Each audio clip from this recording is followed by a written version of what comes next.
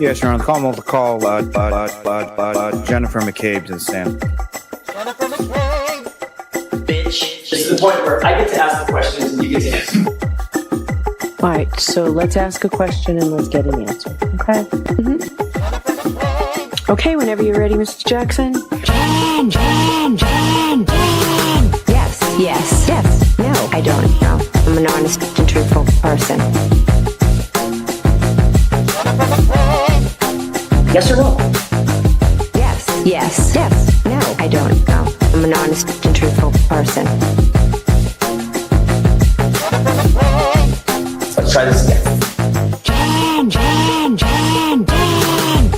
Yes. No, I don't know. I'm an honest and truthful person. Once again, Miss McCabe, that's not what my question was. Did you understand my question? Yes. No, I don't know. I'm an honest and truthful person. You just said a second ago, and we can do this all day long, or we can just make it simple. That's okay, you can continue. Thank you. Did you understand my question? I am absolutely not an honest and truthful person. Oh, wait, no. Oh, excuse me. Repeat the question? Me.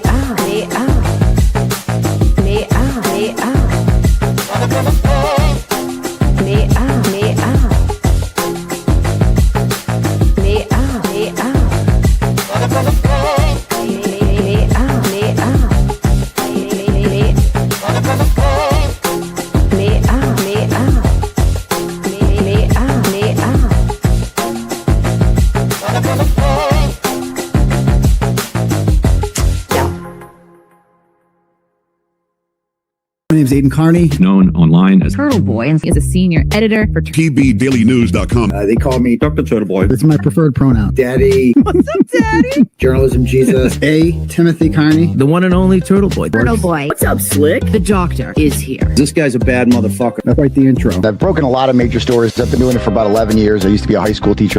Turtleboy has changed a lot over the years. I was once a blogger, but now I'm much more accurately known as an award-winning journalist, a satirist, and an activist.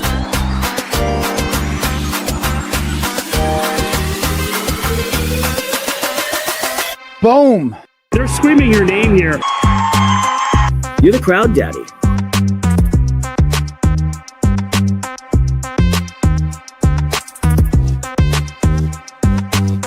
Crazy. People either love me or hate me. Listen, Turtle, all right? But either way, they're watching. Don't make such fun of the criminal justice system.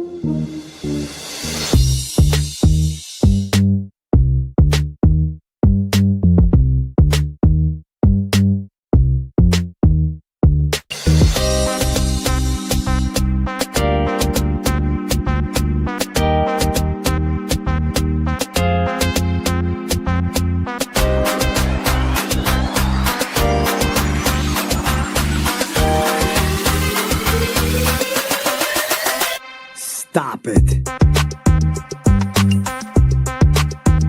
I'm never gonna stop.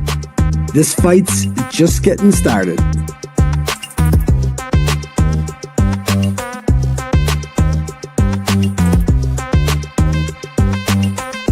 Now let's get this party started.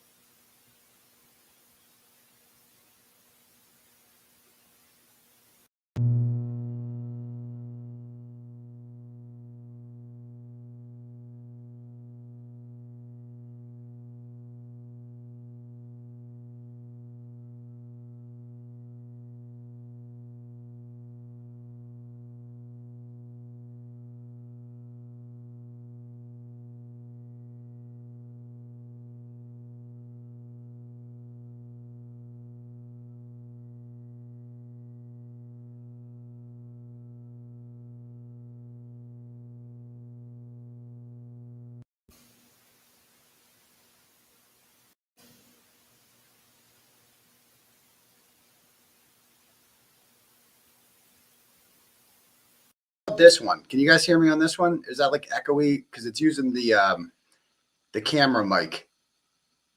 Bro, what is happening right now? Like this just plugged in and it was working at first, right? And I don't understand how this shit works. It was working before. There's unplug it. Can you guys hear me okay? Does it work? It works good enough? All right, good. All right, let's go with this. No mic then. All right, cool. All right, good. We're good. We're finally getting this started. Apologize. You know, I start the show an hour late. Still not working. Okay. So these bad boys on. Yeah, so sorry about the delay, guys. The kids are here and you know, they're getting older. So they go to bed a little later. And no school tomorrow, obviously, because of Thanksgiving break. I don't know, some of you guys might have school. Mine do not. And so, you know, they stay up late. So I don't want to, you know, start too early. But anyway, we're watching Home Alone 2. Always a classic. Way better. It's underrated, Home Alone 2. I think it's funnier than Home Alone 1. But anyway, welcome to my show, ladies and gentlemen. My name is Aidan Kearney. You can call me a variety of names if you like, up to and including. You can call me Journalism Jesus. That's my spiritual name. You can call me 𝗃𝗄𝗏. That's my true crime name. You can call me Daddy. Some people call me Daddy. 2 of them are here. But you may call me that as well if you'd like. I can understand for some people that might be weird and awkward. But for others, it might be fun, playful, flirtatious, even sexy. You know? Different, you know, derivatives of that. You can call me like, you know, you can call me Crowd Daddy, Theater Daddy, Brow Daddy, Daytime Daddy, and of course, Fridge Daddy. I don't care what you call me. Just be here every Tuesday and Saturday night at 9 p.m. and make sure you smash that subscribe button. How many subscribers are we up to these days? Let's see. Let's see. What are we up to for subs? Hold on. Let's see. YouTube Studio. Let's see. 165,775. We are only 225. I think that's the highest we've ever been. We're only 225 away from 166,000. Can we get there? We got 4,200 people watching. And I bet you at least 225 of you haven't hit the subscribe button. It costs nothing. So make sure you go and do that. Is it, people like echolocation, is it echoing? Is it bad? How bad is it? Is it okay? I don't know. Let me know if it's okay. Were you the one who made Will cut his feed? He called me to tell me something. Yeah, but I'm not sure if I'm gonna have time to get to that. We'll find out. I haven't had time to do anything. I've been extremely busy. Like it's been crazy. A lot's going on in my world right now. 777. There we go. 2 more. Okay, good. All right. Anyway, if you guys want to have your messages read out loud to the class tonight, you can click at the link at the top for Turtle Chat, or you can cash at me at $, Uncle Turtleboy, and we can do it that way. Okay. My camera mic sounds good. Okay, good. Awesome. Glad to hear. We made it happen. All right. So, yeah, like I said, the link is at the top. Let's see if we have any so far. You write anything in there, I'm pretty much guaranteed to read it. Let's see. Let's start off with, or you can cash at me at $, Uncle Turtleboy. I don't know if I said that already, but okay, here we go. Today is the 25th, right? Okay. Wow, I got a bunch already. Whew. Okay, let's do this.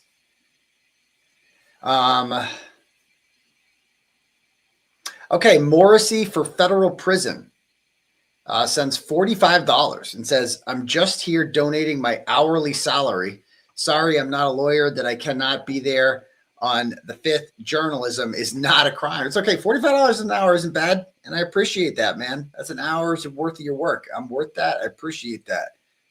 Really, really, really do. So thank you very much. And, you know, you might not be there on the 5th, but a lot of people will be there on the 5th, and it's going to be dope. So there'll be plenty of love that day. The only question is, will Robert Cosgrove be there? We're going to get to that because he still hasn't filed his opposition to our motion to dismiss. It's like we're on 8 days now, you know? So, all right, next. Turkey and meth. That's a thing now. After the legendary spaces that I did the other night, you guys might have watched that. There's been like multiple streams on the spaces that we'll get into. Billy Bush had me on to talk about the spaces. That's like the spaces that will live in infamy. Like that. Take notes, kangaroos. That's how you space. right there. Like you get people to actually watch it. You talk about something that actually interests people, you know, there's that. So Turkey and Meth sends $10 and goes, it's a shame Tara Kerrigan didn't know that you could extract a dead person's sperm because you know she would have jumped at the chance to have John O'Keefe's dead sperm babies. You know, you're kidding around, but like that is 1000% true. And also based on like, you know, what we learned about with Lauren Mathias, you know, she said that her brother was so funny and so attractive that it would just be like a waste not to extract his sperm from his dead body because medical science does wonders. It does wonders. Yeah. But you know that Tara Kerrigan would do that like immediately. She's like, John is too good, too handsome, and too pure not to pass his seed on to the next generation. It's not right. I will take one for the team and I will have John's babies at the age of 55. Okay. All right. Next. Deborah sends $50 and goes, prayers up for all of your charges being dropped next week. Wouldn't that be cool? I think the odds of that happening are like 100 to 1, maybe 50 to 1, but I'd say 50 to 1. You know, you bet $10, win 500. I think that would be like the odds of that happening. Like it could happen. You know, some crazy stuff could happen because, I mean, why haven't they respond? So, but the odds of it actually happening are, you know, very slim. All right. Lady Tammy sends $25 and goes, I would rather support you. As for Karen's civil case, card. Yeah. It's crazy. I appreciate all the, I appreciate the influx in donations that I've received as a direct result of Karen's fundraiser. So I appreciate that because like I said, we have a fundraiser. We have a hearing coming up on December 5th and I have to pay Mr. Bettero because of lodging and, you know, all that sort of stuff, you know, out of town lawyers, you know, they can't sleep in a tent when they come here, you know, and they're not sleeping on my couch. It's not happening. So thank you. Next, Sharon sends $10 and goes, thank you for fighting corruption. People are forgetting that you are fighting hard for free speech for all of us. It is so important. Our First Amendment rights. Thank you. That's exactly what I'm doing, Sharon. You know, because if they can do this to me, they can do it to anyone. It's like Karen. I mean, with Karen, it was like, if they can frame her for murder, they can do it to anyone, you know? With me, it's like if they could take away my First Amendment rights, they could do it to anyone. Except Jess Machados, I'm not going to lie, had like a legendary rant today, and I don't care who this offends. I'm a player right now, okay? About, let me find this. I screenshotted the timestamp that she said it at. Let's see here. It was at the 40-minute mark, okay.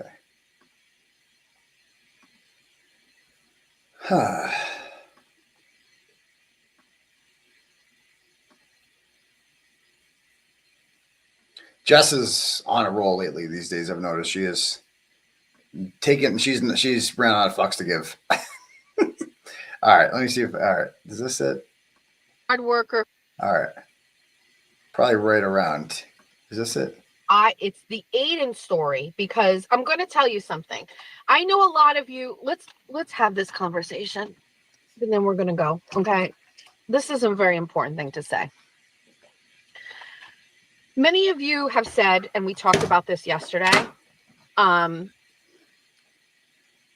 that you all said, why do I follow Karen Reed? Why do I support Karen? Why am I helping Karen? Why am I standing outside? And everybody would say, because it could happen to any of us. It could happen to me. Really? Could it? Do you drink as much as Karen Reed does and then get in a car and drive with open containers and go to house parties at that age? Because I'm going to tell you something. I don't hang around with people I don't like. I don't do the shit that she did. And neither do you. Okay? Neither do you. Fucking Charlene, guilty. Shut the fuck up, Charlene. I'm just saying, like, I'm probably guilty of it too. I actually not guilty of that. I said this at one point. Like, it could have happened to us. No, No, I don't think it could have happened to me.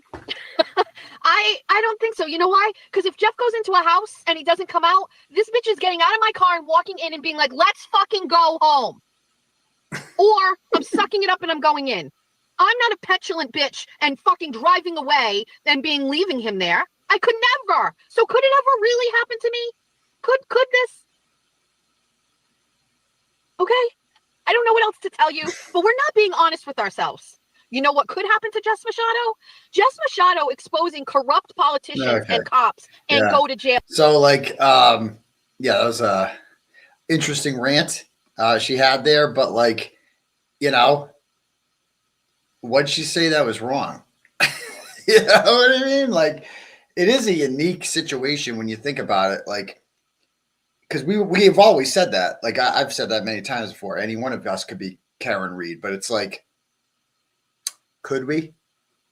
Because I just you know, I went out the other night and I was like invited to like an after party in North Attleboro of all places. No thanks. Because it's Krusty 𝗵𝗵𝗧𝗂𝗍𝗶𝗵 hometown. I don't want to be anywhere near her. I was like, yeah, it was like midnight, and I'm like, yeah, nope, I'm 43. I don't do that, you know.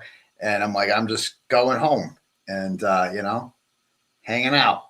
So I'm not doing that because I'm 43 and I don't want to like play beer pong. And in fairness, John's the one that wanted to do that, not Karen, you know. But if I was Karen, I don't understand to this day that like, I'm like, you know, she dropped him off there. And I still don't quite get like what she was waiting for. Like, was John going to text? I mean, John was supposed to text her and tell her it's cool because there was like dark in there, right? It looked weird. So John was supposed to text her and say it's cool. And like, so John doesn't get back to her. It's like, I didn't understand why I'm like, why didn't you just go knock on the door and say, where's John? You know, like, why didn't you do that? I don't know. Maybe some people are in that situation, but like it was an interesting rant, and I heard that rant and I'm like, you know what? That's, I didn't hear any untruths in there. You know, I don't think it could happen to anyone. I don't think that could happen. I mean, it's obviously what happened inside because John was killed inside that house, to be very clear. And then they dumped his body on the lawn, you know, like trash. But like, if I'm Kara Reed in that situation, all right, my drunk boyfriend, drunk again, okay, wants to go to some party with some losers, and I don't want to go, okay? So I go, okay, well, I'm dropping you off there. You've been invited here. I wouldn't even wait. I'll just be like, see ya. I'm dropping you off. I'm not going in. And what are you going to bring your rape whistle if someone does? What are you going to do? So I would just drop them off there. And then I would just drive away. I'd be like, yeah, because I'm dropping you off. I never understood the waiting outside part. I'm like, because you're just dropping them off, right? So I'll just leave. And I just go home. And then I would go home. I would munch out, eat like all the Cheez-Its, like all of them. And then, you know, maybe smoke a little ganja and then pass out. And I would wake up at like 8, maybe 7:30. All right. Maybe pass on the couch and I'd just wake up. And then if he wasn't there in the morning, I'd be like, where is this mofo? You know? And I'd call him and he wouldn't answer. I'm also not a chick, so it's hard to relate. But like, I would call him and he wouldn't answer. And then I'd be like, where is this dude? And then I would tell Kaylee, you know, do you have Jen McCabe's number? I got to find out whether she invited him over there last night. And by then, daylight would have broken. Okay. The body would have been discovered by someone else who wasn't her. You know what I mean? It was like she did everything wrong. Like she did like she left the voicemails, like freaked out, you know, went back to John's house, fell asleep for 3 hours, woke up at 4:30. He's still not there. If he's not there at 4:30, I'm just going right back to bed. If I'm her, I'm going right back to bed. And this is why the antis are all like, and this is what I'm saying is she put herself, I don't find anything suspicious about what she did. Okay. And we know it does. None of it matters because John O'Keefe wasn't hit by a car. Okay. So literally none of that matters. None of the details matter about what she was saying. None of that matters. Okay. Because John O'Keefe wasn't hit by a car. So immediately she's ruled out as a suspect. That's just a fact because she couldn't have hit him. But like, she made herself such a target by her behavior, you know, by like leaving those voicemails. Because she, even if it proves that she thinks he's alive, it's the tone of them that like people hear. I'm like, Jesus Christ, oh my God, oh my goodness gracious, what's up her skirt, you know? And then passes out at 4:30, wakes up at 4:30 again. I go right back to bed, and then she's like worried that is he dead? You know, personally, I get like the antis, the Carl Dougals of the world. They're just like, why would you think he was dead? You know, why would you think he's dead? Because she's high strung. I mean, that's the fact. It's like, because Karen Reed's, to understand why Karen Reed is innocent, you have to accept the fact that Karen Reed's not normal, right? She's not.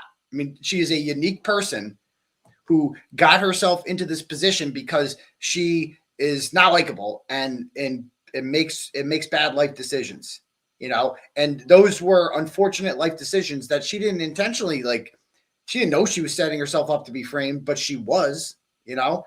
And like, it's like if John's not there at 4:30, I'm going right back to bed, like right back to bed. She fell asleep on the couch. I go up to the bed. I'm like, back hurts on this couch. He's not home. His loss. And then I'd ream him out. I might send him one more text at 4:30, or like call him and be like, "Where the hell are you?"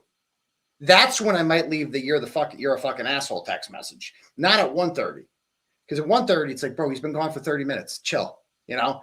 But at 4:30, if I wake up and he's still not there, then he might be with Bella's mom. Then you have a reason to be upset. I could understand the rage texting at 4:30, though. She rage texts too early, you know, because she's loco. And so at 4:30, that would make sense if she did that.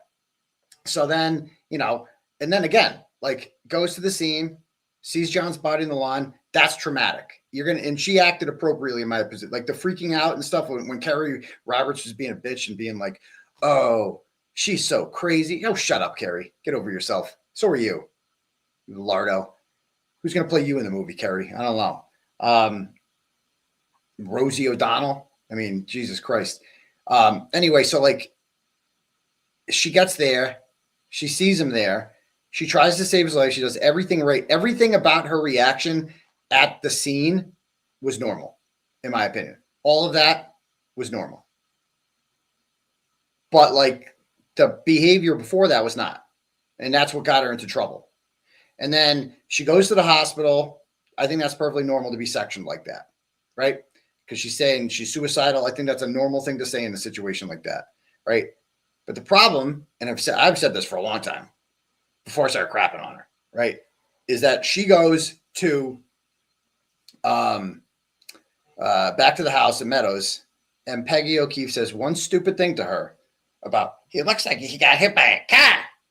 And she's like, "I'm out. I don't want to be here anymore. I am not leaving that house. No, sirree, Bob, am I leaving that house. I'm like, you know, I'm just sticking around because that's my house. Motherfucker, I've been living here. You guys I've never seen any of you guys here. Nice of you guys to show up. I'd be like, this is my house. I basically live here 5 days a week. I take care of these goddamn kids. I'm staying here with the kids. You know what I mean? I'm staying there with the kids." So I'm with her on that. It's like, it is what it is. But I think she was suicidal. I mean, not suicidal, like actually suicidal, but like having suicidal thoughts, you know? It would be perfectly normal in that situation to be like, I want to die, you know, I think. But, you know, anyway, that's what I'm saying, Jen. Like, I'm staying for the kids. Like that, like I'm staying to be with the kids. I'm not leaving those kids. I'm not leaving those kids with Jennifer McCabe. Look what happened. You know, look what happened. Like, I think I turned out to be right. So anyway, you know, people like, she was in shock. Of course she was. But they were all in shock, you know? Yeah, but here's the thing. She wasn't in shock at 1 a.m., you know? Yeah, exactly. That's a good point. Like that night at her house, it's like, they're not my kids, right? Those were not my kids there that night. But I'm like, I don't feel comfortable. I don't want to, you know what I mean? It's like, no. And just being calm, you know, you got to be calm in situations like this. But anyway, next. Okay. We have next here. Where do we go?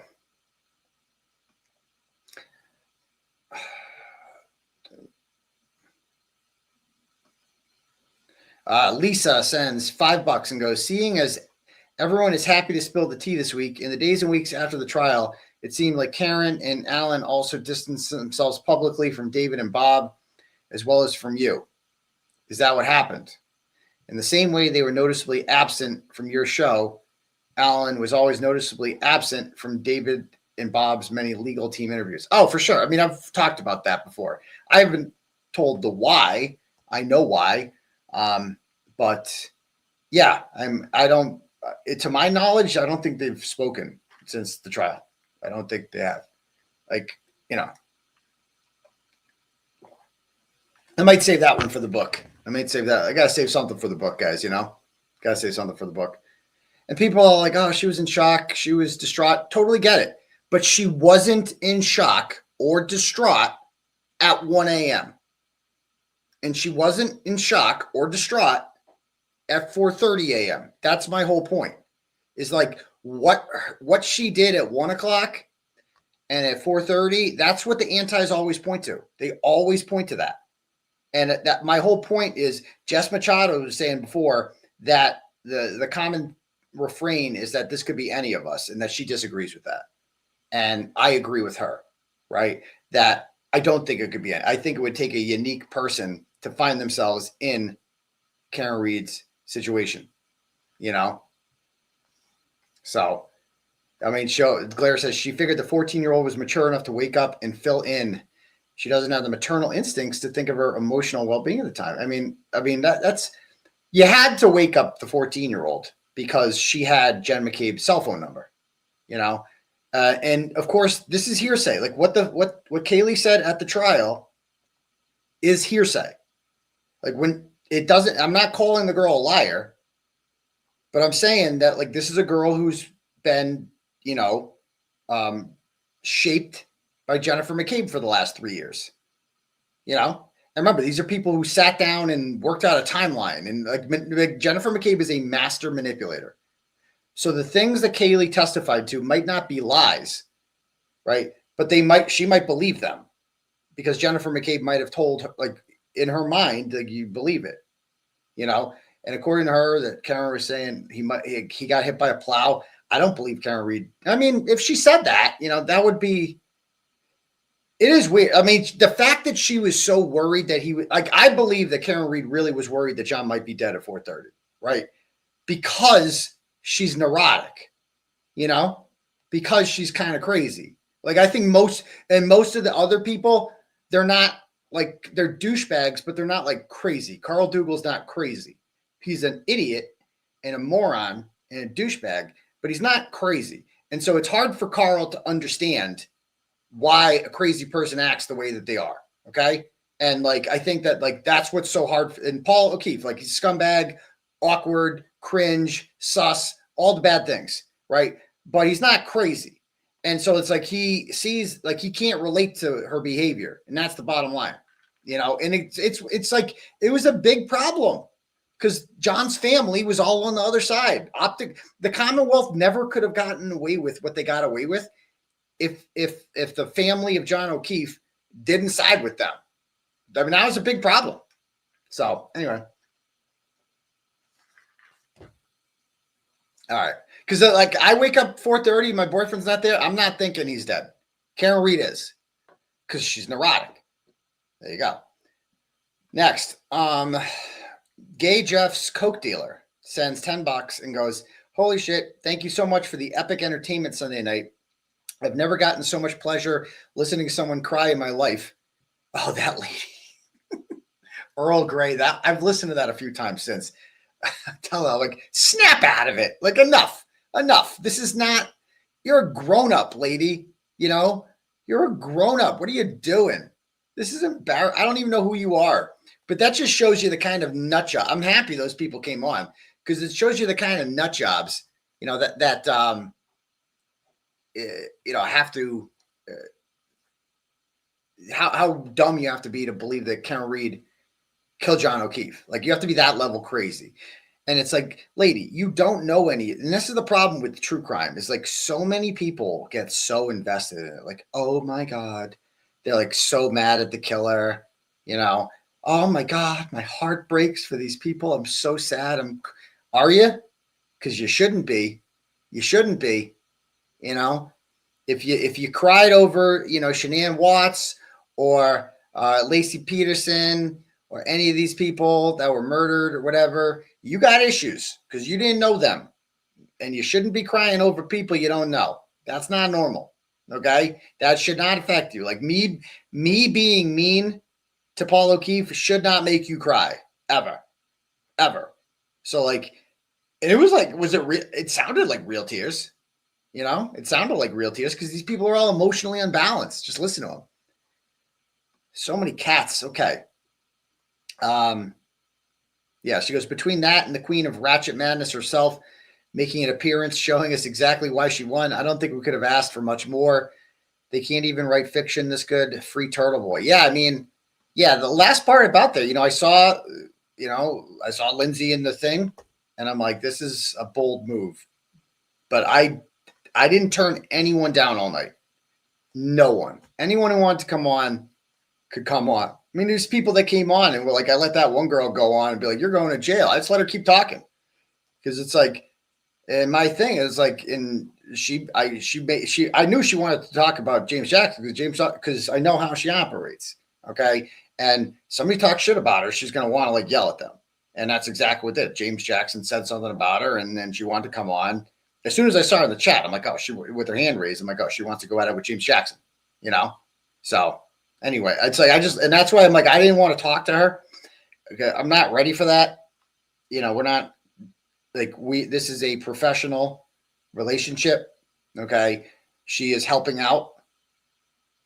She is telling them everything, as they say, and helping make these. Now, could we beat the case without her? Of course. You know, we didn't need her to beat the case, but she could also provide a whole, I mean, just it's information, man. It's more than just beating the case, right? It's exposing the corruption. And she has the ability to expose the corruption, you know? So, you know, you can call it, people like, we're not calling her fake victim anymore. You can call her whatever you want to call her. Okay. I don't, trust me. I don't want to piss her off. Okay. I'm just going to I'm calling like, as long as she's helping, I'm going to take it. So I'm going to call her Lindsay. All right. And you can call her whatever you want to call her, but I'm calling her that. Okay. Because my life is on the line, not yours. So I'm going to do what I have to do. Okay. And, you know, my whole thing is, you know, you treat me with respect. I'm going to treat you with respect. What I deal with, like our past, obviously, is fucking insane. And I'm the victim of it. I'm the real victim. But I deal with that privately. Okay. And that's it. That's all that needs to be said. Not everything needs to be for public consumption about how I process something and deal with something, whatever. So we'll just leave it at that. Next. Patricia sends $5 and says, if you had to choose one McAlbert fundraiser or Karen Reed civil run fundraiser to raise the most money, which would you choose? To McAlbert fundraiser or Karen? Well, McAlbert fundraiser is going to raise more. There's almost no doubt about that. They're going to raise more money.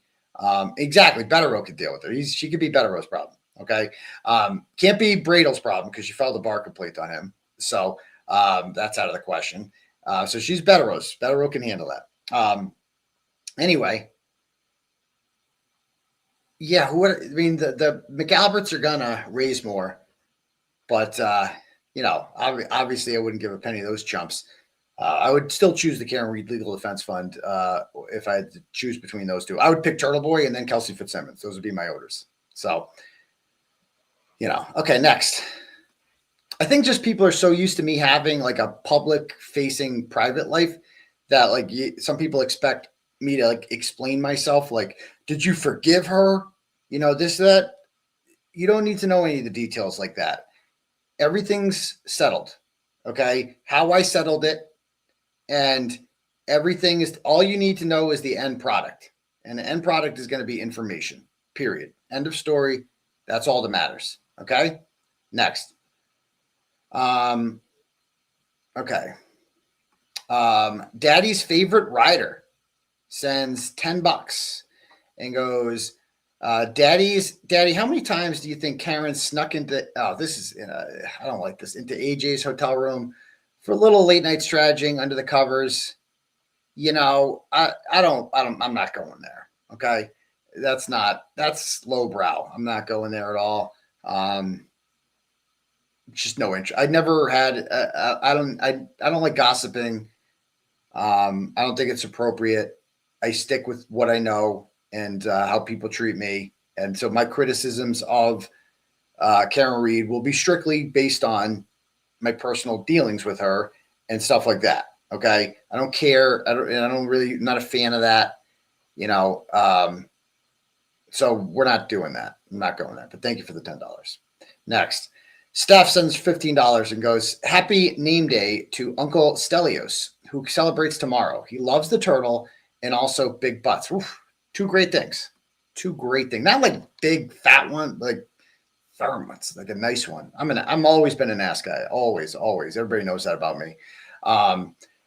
But you know, I mean, if you don't have, it's the most important part of the body. I'm sorry, it just is.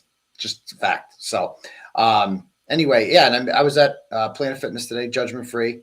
And shout out to, I think her name is 𝗺𝗍𝗃. The guy working there was like, tells me, he's like, hey, do you mind? He's like, can I get your autograph? And I'm like, yeah, how about we do like selfies are kind of the new autograph. He's like, well, my mom, or I don't know if his mom or his aunt, I forget, was like the biggest fan. And he's like, can you FaceTime her? And I'm like, sure.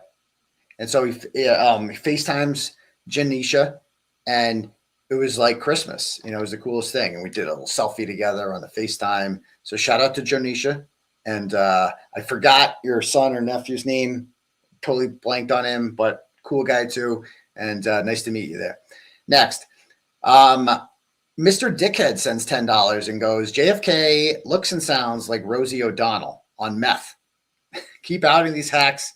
And 𝗬𝗟 McCabe is a cunt. They are so protective. They clutch their pearls so much when I talk about 𝗬𝗟 McCabe. I'm going to come at 𝗬𝗟 McCabe like a million times harder now, you know? Okay, hold on. I just got to turn off the light. Hold on. Be right back.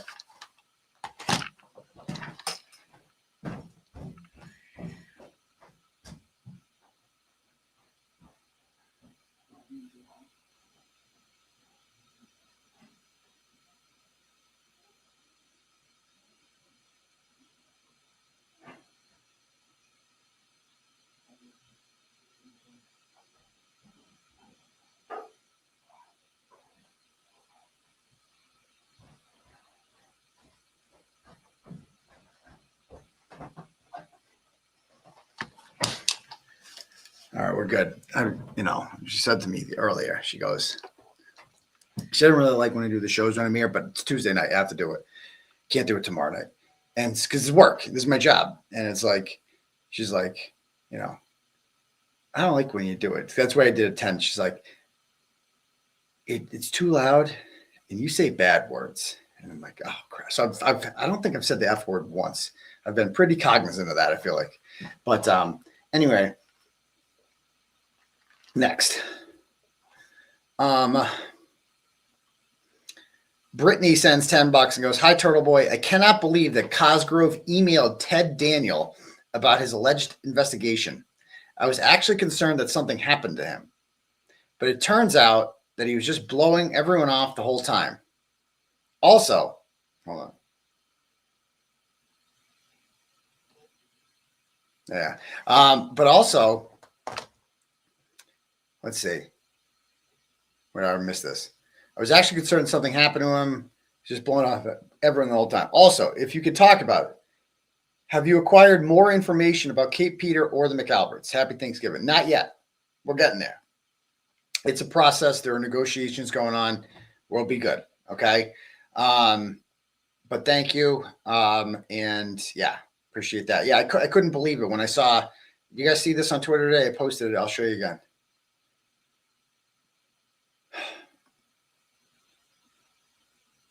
Wow. This is wild. Oh my God. All right, let me see if I got it. Yeah, check this out.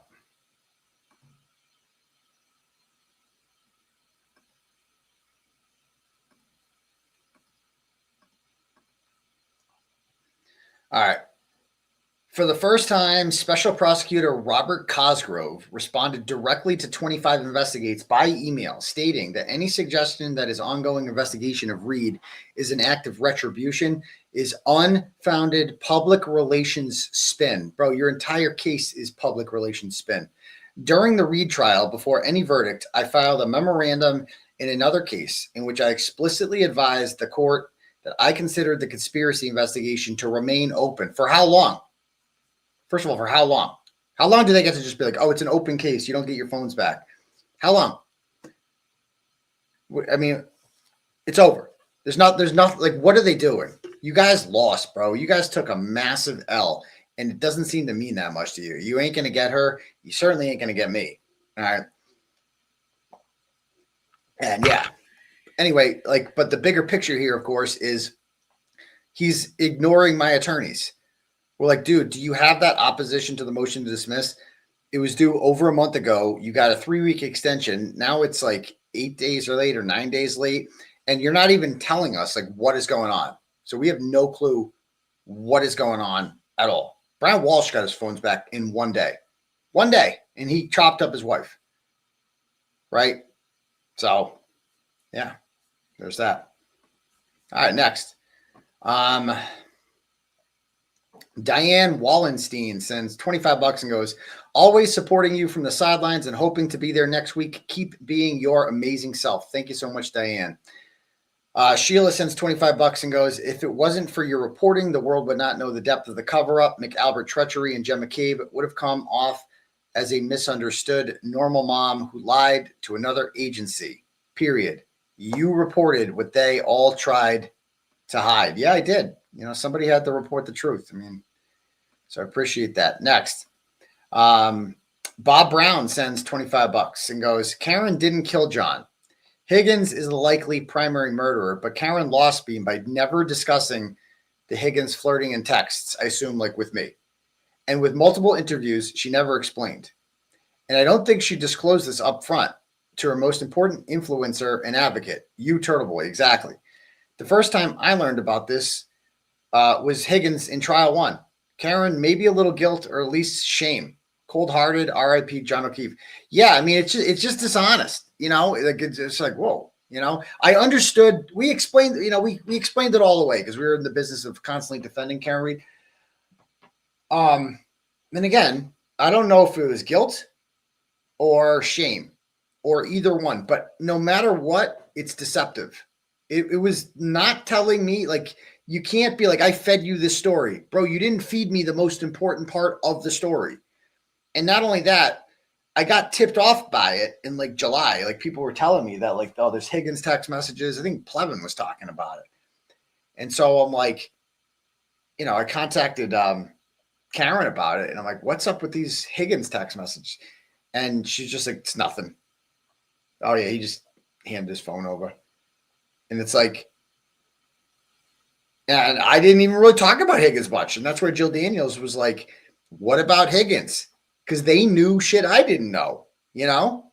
And there was no reason not to tell me that because it's like, I wasn't going to think any less of her and I wasn't going to like think she did it. So why not just tell me? It's like, you can't be like, oh, shame. Too bad. I mean, we're way past shame. We got Karen Reeds to free, you know? We got lives to save here. We don't have time for shame. You know, I'm pretty ashamed of a lot of stuff I do, but I have to openly talk about it. You know, some of the choices I've made in life, you know, some of the videos I've made that this is a crazy story too. We don't even like, I am really disturbed by this. And I don't even know if I want to get into this. If I should call the police, I don't know. But like old videos of me are now circulating. Ask Joe Flipperhead. He got a contact. He told me this. Joe Flipperhead's, I have a weird relationship with Joe Flipperhead. I can't stand him, and he's nuts. But like, he'll tell me when shit happens, and like he gets people just send him shit, and he got sent a video of yours truly from a couple years ago, and that I didn't send to anyone. No one. I did not send this. I remember the video very well. And it was a classic. I didn't send it to anyone. Anyone. No one. Except for myself on Facebook Messenger. Because I use like Facebook Messenger also, like almost like for instance, if you want to watch a video on your computer, the only way to do it is you got to message the video clip on Facebook Messenger, and then you get it on a bigger screen. You know what I mean? And so I messaged a video to myself, and it was in my chat. So anything in the chat. And now that video that I did not send to anyone is in possession of Joe Flipperhead. It was sent to him. Joe Flipper forwarded me the email, like with my permission. He's like, so I got sent a video of you. And yeah. So that's pretty like, you're like, you see that happen and you're like, well, that's pretty shocking and disturbing. And you're just like, what the fuck is happening here? And like, you're like, I don't know what to do. What do I do? I don't know what to do. But like, I'm like, I don't know what they can do with this, because it's like you can't post it anywhere. There's laws against that, no one can post that. But it's just like, it's so violating, when that happens, and you're just like, but anyway, that's that. Because I've gone to police with stuff like this before. Like this happened to me years ago when Jen Duso, I sent her a video of myself. Okay, only her. And then that video gets leaked by everyone. And I went to the police about it. Okay. And I'm like, here's me sending this video to her. Okay. And then they ask her about it. And she's like, oh, he sent that video to like 10 people, 10 women. And they're like, this is her response. You sent that video to like 10 women. I'm like, what? You think I'm just randomly, what? Like I'm making one for everyone? Stop it. That's not how sexting works. Okay. Like I'm not doing that.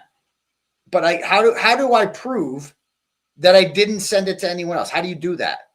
You know what I mean? So that's like the police can't, their hands are really tied with shit like that. And so it's like, I don't even want to go to cops. It's like, I don't even know what they're going to say, but it's just violating. It's like, there's no other way to describe it. You're just like, it's so fucking violating. Cause I know, like if I had sent that video out to like other people, then it gets out, that's on me. That's on me. Right. I fucked up. Like I trusted someone I shouldn't have trusted. You know what I mean? That's on me. But if a video gets out there that I didn't send to anyone, that's scary. That's like, whoa, and it's just fucking violating. And I don't know what's going on, but I'm fucking shook up from it. I'm not going to lie. I don't even know what to say. All right, next. Sheila sends $25 and goes, if it wasn't for your reporting, the world would not know that. Oh, I already read the one. Thank you. Stupid April's here. My girl. She goes, hey, daddy. Hello. There's a lot of rumors swirling around that it's the Intimidator that makes all your exes go crazy after it's gone. In the spirit of journalism, I'm launching an investigation. Love, your future ex-girlfriend. Oh, you can't be a crazy one, though, Stupid April. Stupid April's like my internet girlfriend. I've never met her before, but, yeah, I don't know. Just don't be crazy, Stupid April. That's all I ask, okay? Just, I don't know what it is. Maybe I just have, I don't know. They're not all crazy. You know what I mean? Like, not everybody's crazy. My ex-wife's not crazy at all. Like if you met her, you'd be like, she's a fucking 4th grade teacher. She's like perfectly normal, But yeah, I don't know. I don't know what's going on with that, but I appreciate that, Stupid April one. We'll see. Maybe you'll find out. Next.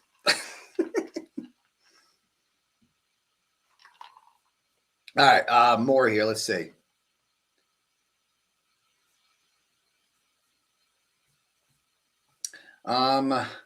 K-Style sends $5, goes, Turtleboy, since you don't eat turkey, will you be sprinkling meth on your buffalo chicken dip? Turkey and meth for Christmas. Or for Thanksgiving, rather. No, I just eat. I've already got my ingredients. I'm picking them up tomorrow. I did my Walmart order. 10 o'clock, I'll be there. Curbside pickup, obviously. And I make bomb. That's all I eat on Thanksgiving is buffalo chicken dip. So I will not be eating any turkey. No meth this year. No meth. I'll leave it all for James. He doesn't do meth. I don't do meth. Okay, sure you don't. Right. All right. Next. Okay. Emily sends $5 and goes, did you see Cox's emails about the Karen Reed case? Apparently the FOIA request is going to produce over 14,000 documents. Hope Karen sues him too. 14,000? That guy is the biggest lying piece of shit, and it doesn't matter, apparently, because he was not a cop, so the post commission can't do anything about it. He was like appointed to the job. So he doesn't count. So he can just do whatever. There's no oversight at all. He can just lie and tell other cops that they have to lie under oath. So there's that. Okay, next. Lizer sends $100. Woo! Goes towards a new mic. Happy Thanksgiving. We love you. Speaking of Mike, and I appreciate that too. You know who else had a meltdown? Dude, you guys got to see Crawford's meltdown. We got to watch this for a minute. This was classic. Dude, he's having a tough time. He's doing this whole like, I'm good. I'm not upset. I'm not upset. I'm really happy. I'm really happy. I'm good. Are you good? Are you good? Yeah. You don't like it? Get out of here. Like he's kind of trying to be Turtleboy, but it's so awkward and weird. And let's check out. You guys got to see Crawford's new video. I watched it today. I'm like, wow, dude, you're having a tough time there, pal.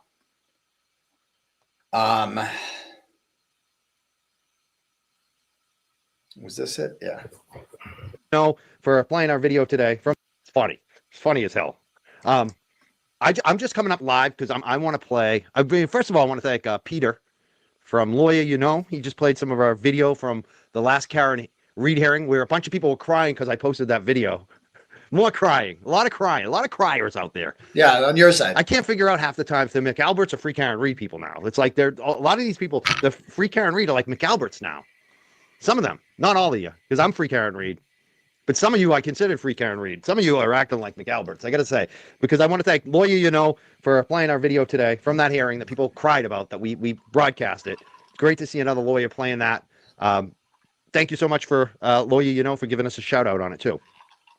No crying over here. No crying. This is no crying zone. If you're a crybaby, this is not the place for you, because I'm ready. I'm like training again. I'm ready to go. You guys want to go? Like, let's go. You don't even know. Like, I'm ready. I am fucking ready.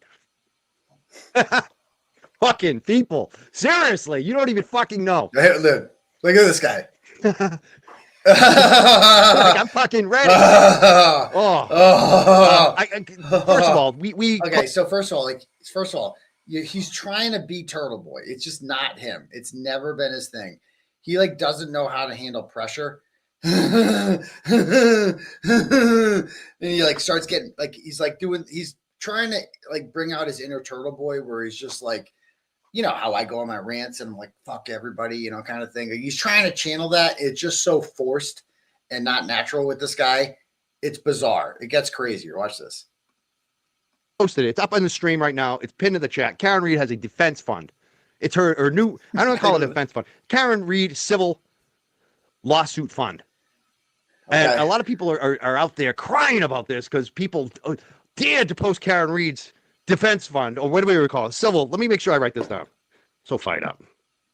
Her civil lawsuit fund. It's pinned in the chat. And I heard a lot of bullshit about this. Number one, people say, well, it's all paid for. She's got lawyers from the insurance companies. It's like, yep. That's what they say. Lawyers from the insurance companies aren't going to sue. And why does, like, here's the other thing that Mike, I don't get him. It's like, this is why he needs to improve his show. And I know Mike doesn't like advice, right? He likes giving advice. He doesn't really like taking it. But like, this has been my criticism for years. Why does he talk on the small box? Like, see how I make myself the big box to talk right? Like if you're playing the video, then you keep the video big, but he's talking the whole time and he's the small box.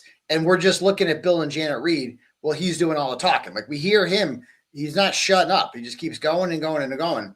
And he's just like, we're looking at Bill and Janet Reed for some reason while he's ranting. It's like, bro, you got to make yourself, it's just 2 seconds. You just do this. That's it. That's all it takes, bro. Done. It's not brain surgery. Like seriously, dude. Anyway, it's just he's so weird. He goes 3 Mass State police officers. They're not paying for that. They're not paying for Alan Jackson to come out here. They're not paying for the depositions. They're not paying for all the expense. They're not paying for the expert witnesses. There's a lot of cash that she's going to have to pay for. And the reason why I'm supporting Karen Reed on this is because I want to get justice for John O'Keefe. What? I want these Mass State police officers to be on the stand again. I want to hear from these House defendants. How the fuck is that going to lead to justice for John O'Keefe? We're going to put all these people on the stand and we're going to question them all again and they're going to lie again. And then nothing's going to happen. How does that get, we're just going to, it's entertaining. Don't get me wrong. It's going to be great content, but not, if you think the Karen Reed civil lawsuit is going to get justice for John O'Keefe, you're insane. The only way that there's ever justice for John O'Keefe is the FBI does their job. That's how we get justice for John O'Keefe, which is something none of us have any control over. Like this, so there's nothing we could do. We just gotta sit back and hope. And we keep the McAlberts in the public eye. We keep calling them murderers, right? We keep pointing out what they did. And that's the kind of thing he doesn't have the balls to do, unfortunately. Because remember, this is the guy who's like, do not talk to the witnesses. Do not talk to the witnesses. Leave them alone. Leave them alone. Like, bro, you're the exact opposite, Crawford. Yeah, so open your wallet, Crawford. Again, I want them deposed again. And I'm putting money down. I threw money down today. Ooh, how much? So if you actually want justice, if that's what this is all about, I thought this was for fucking justice for John. Yeah. That's what I'll tell you who's exposing the McAlberts better right now than Mark Betterow. Like who is doing more to expose with his legal filings than Betterow? Name someone. Name anyone. No offense to the Karen Reed legal team, but like name somebody who's doing more on a daily basis to expose them than Mark Betterow. You have found out so much information from this man because he's just a brilliant writer. And, that's my legal defense fund. So like we're the ones exposing the corruption out there. We're the ones getting the McAlberts because I'm the one still facing criminal charges with these guys, So there's that. It's like, you want to get them? Give it to me. The Betterow fund. That's what we call it. The Betterow Hotel Fund. That's why I'm throwing my own money in this. Oh. So I don't get why people are upset that we're promoting justice for John. I thought that's what you were here for. Is that what we were here for? Yeah, Mike, we all want that. I want to see these 3 Mass State police get deposed. Insurance company's not paying for that. Karen has signed no deals. She has no income. She has signed no deals? Okay. She has no income? Dude, there is a documentary deal that's been in front of her for 3 months now from Compelling. 3 months. We're just sitting here waiting for her. Whenever she's ready, we're ready to go. It pays a lot of money, okay? I don't know exactly how much. More than me. So, like, it's a substantial offer. It's just, you just sign your name on the paper, and then, boom, you're paid. That's it. It's like, you want money? That's how you get money. Like, the problem is, Karen Reed is doing nothing at all to earn money. And she's a grown 45-year-old woman and is without a job. Okay? I'm not telling her to get a job at Walmart. Okay? Where nobody's saying that. But there is 1,000,001 ways that she can make money besides just going, can I have some money? This is America. I mean, we don't need, like, it's mooching. That's what it's literally fucking mooching. And like, there was no like announcement either. That was another problem with it that I didn't really get in. I thought about it afterwards. Is there was no like general announcement. Like there should have been some rollout. We should have heard from her. Some video. Dude, this woman never got off camera when she was facing murder charges. Did never said no to an interview. Vanity Fair, freaking the documentary, Ted Daniels. She'll sit down with anyone outside the courtroom. She would talk to anyone outside the courthouse. The date, remember this when they asked her about like, so what about like, it was like they had just given the data. The Commonwealth did. I don't know if it was Judd Welcher or somebody or Shannon Burgess. They talked about like the tech stream data showing the car going 24 miles an hour in reverse or something like that. And they asked her about it outside the courthouse. And it's like her answer was, instead of like, we're going to debunk that or that's untrue or whatever, her answer was, the data is the data. Remember that quote? The data is the data. The data is the data. Yeah, the data was really bad. The data was like, no, we don't want that data. That data, no good. That data, no good. We don't want that data. We need to debunk that data. Like, so we don't want that data. We want good data. We want reliable data, data that shows you didn't hit John with a car because you didn't hit John with a car. And it's just like every time I was like, don't say that. Why would you? My point here is that she never, I don't know when she lost her tongue. Like, because if I were rolling out this fundraiser, I would be like, I would make a video announcement and I would say, hey guys, it's me, Karen Reed. I'm back. Just want to say, I really appreciate all your support. You guys are the reason that I am not in jail right now. And without you guys mean the world to me. Without you guys, I don't know where I would be. The emotional support, the financial support, I love it so much. But the fight for justice is continuing. They are still coming after me. They are still trying to file new charges against me. They are refusing to return my devices, right? As long as Michael Morrissey's in office, none of us are safe, and in order to continue this fight, we want to get justice for John. We want to get justice for John. We want to get out there and raise money so that we can hire the best experts again and do this all over again and really nail them down this time. Like, do something. It has to be Karen saying it, okay? It has to be Karen. Like, because she talks so much, right? Especially because she talks so much. Like, there is no excuse for it not to be Karen saying it. That would have had a completely different effect if Karen Reed put out a 60-second video, right? And posted it herself, because she posts in the Justice group all the time, and just posts it herself in that group and says, hey guys, I know it's been a while. I'm having a tough time. Say something. Say something. Say something. Right? You can't. Instead, what did they do? 𝗧𝗍𝗄𝗃 Haircuts just, boom, spams the chat. He just spams it. And he literally, in the Justice group, just throws the fundraiser out there with no commentary. And it's just like, hey, give me 500 grand. That was insane. That was insane.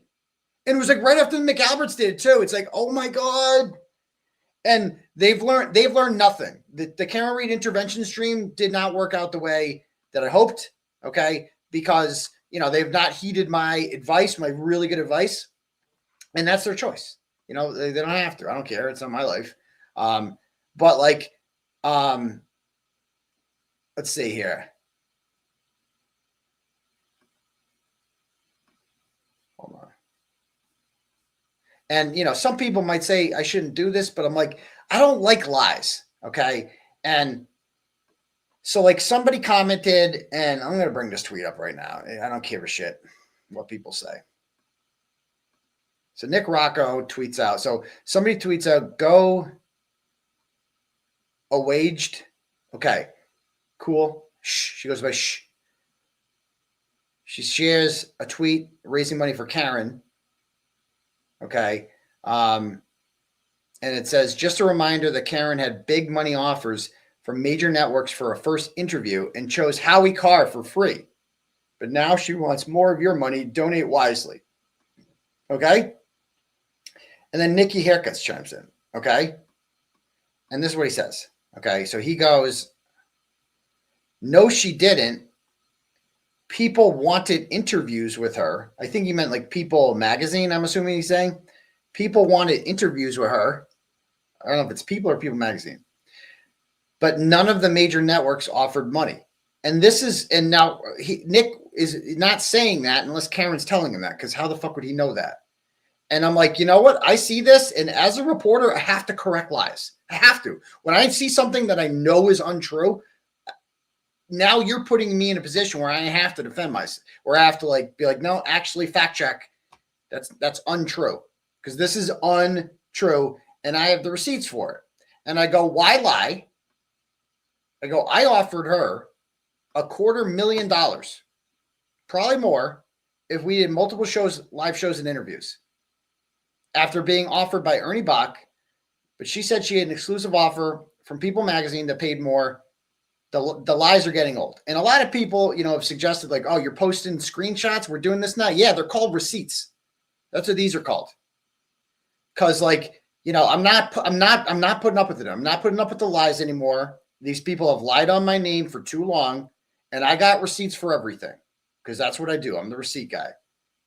And so this is about a week after the trial. I send this text message to her. Okay. And I said, I spoke with Ernie Bukk. I got a call from Ernie Bukk. Like, whoa. And the Wilbur Theater today. I proposed the idea of doing a live show there, potentially with you. It's like with or without you. Because they were like, hey, you should do a show here. You know, do it. What you think? They go, what you think Kearney would do with you? And I'm like, maybe. I don't know. She's like, seems like she wants a little space, you know, and I don't want to push her too hard, you know. And so whatever, potentially with you.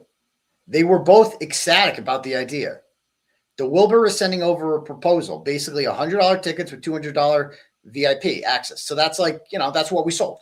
I mean, that's what we did. We sold that shit out.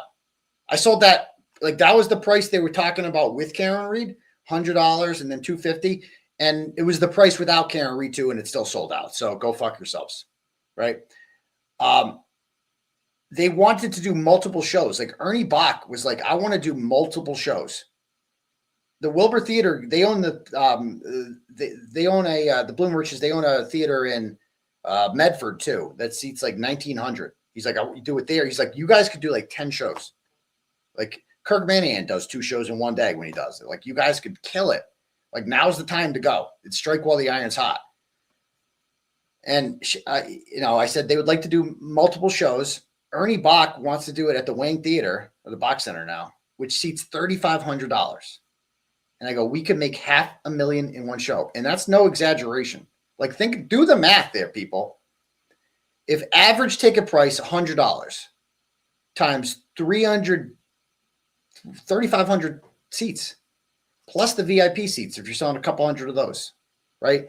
You're looking at 400 G's easy leaving there. And here I tell her, I go, you know, I go, we could make $500,000 in one show there. And that's one show. We're talking multiple shows here. Like I could have, me and Karen Reed, I shit you not, in the week, if we did this right afterwards, I had a business plan. I'm like offering her a business plan here. Like we could have made $1 million, and I'm not exaggerating that, together. Like she could have made it on her own. You know, she could have just done it on her own. She didn't really need me. I mean, that's what the antis always say. They're like, well, James Jackson said that the other night. What does she need you for? You're right, James. She doesn't need me, I guess. She could go and do it on her own, I guess, too, if she wanted to. I think we could sell more together. But you're right. She could go and she could do it totally on her own. And she could make bank. That's the whole point. Is she has opportunities and she's not taking them. And then she's like, can you alms for the poor? Alms for the poor when I go to Italy. It's a horrible look. So I go, without you, I could still do a show there, but it wouldn't have the same appeal without you. And that's true. You know, the Karen Reed and Turtleboy show there would have been, you know, we sold it out, but I think it probably would have sold out faster if it had her. And I go, I'd split it 50-50. So keep in mind, this is like me. Ernie Bukk's not calling her. Ernie Bukk's calling me. and asking me to do a show. And I'm gracious enough to be like, I'll 50-50. You need money, because she was telling me she needs money. She needs and actually this was the first message was this one. Okay. So when I asked her about doing an interview with me, she goes, I've been asked to do an exclusive for People magazine for the cover. I have an enormous amount of debt, as do my parents, millions. So I'm like, well, she didn't tell me how much People magazine was offering her. I assumed it was a large amount. Okay. And so I'm like, I assume this is a large amount of money that they're offering, but I didn't ask her how much. I would have guessed ballpark 500,000. So in my head, I'm thinking, as a businessman, well, if I totally respect her right to make as much money as possible. She should do that. I've always said that on the first interview, if that's really worth that much. But what if I could find a way to make more than that for you? And I think I found a way. Like if we did the tour, me and her do the tour, I'm pretty sure that would add up to more than 500,000. Okay. And she had no interest in it. Like I came up with this idea where it's like, bro, she's like, I have an enormous amount of debt, you know, I do all this, you know, I've been like I live with my parents. And like, remember that? Like, this is why I made the comment about living with the parents on the spaces, because she told me, she's like, I'm living home with my parents and this and that. And I'm like, and I go, I'm selling out the Wilbur Theater and she's living at home with her parents. This is what I'm talking about. Because she's telling me like, oh, woe is me. Oh, I'm living with my parents and, you know, I'm broke and blah, blah, blah. And it's like, bitch, I just offered you the easiest money you've ever made in your life. You don't have to do a fucking thing. You show up for 2 hours. I do all the work. I put it all together.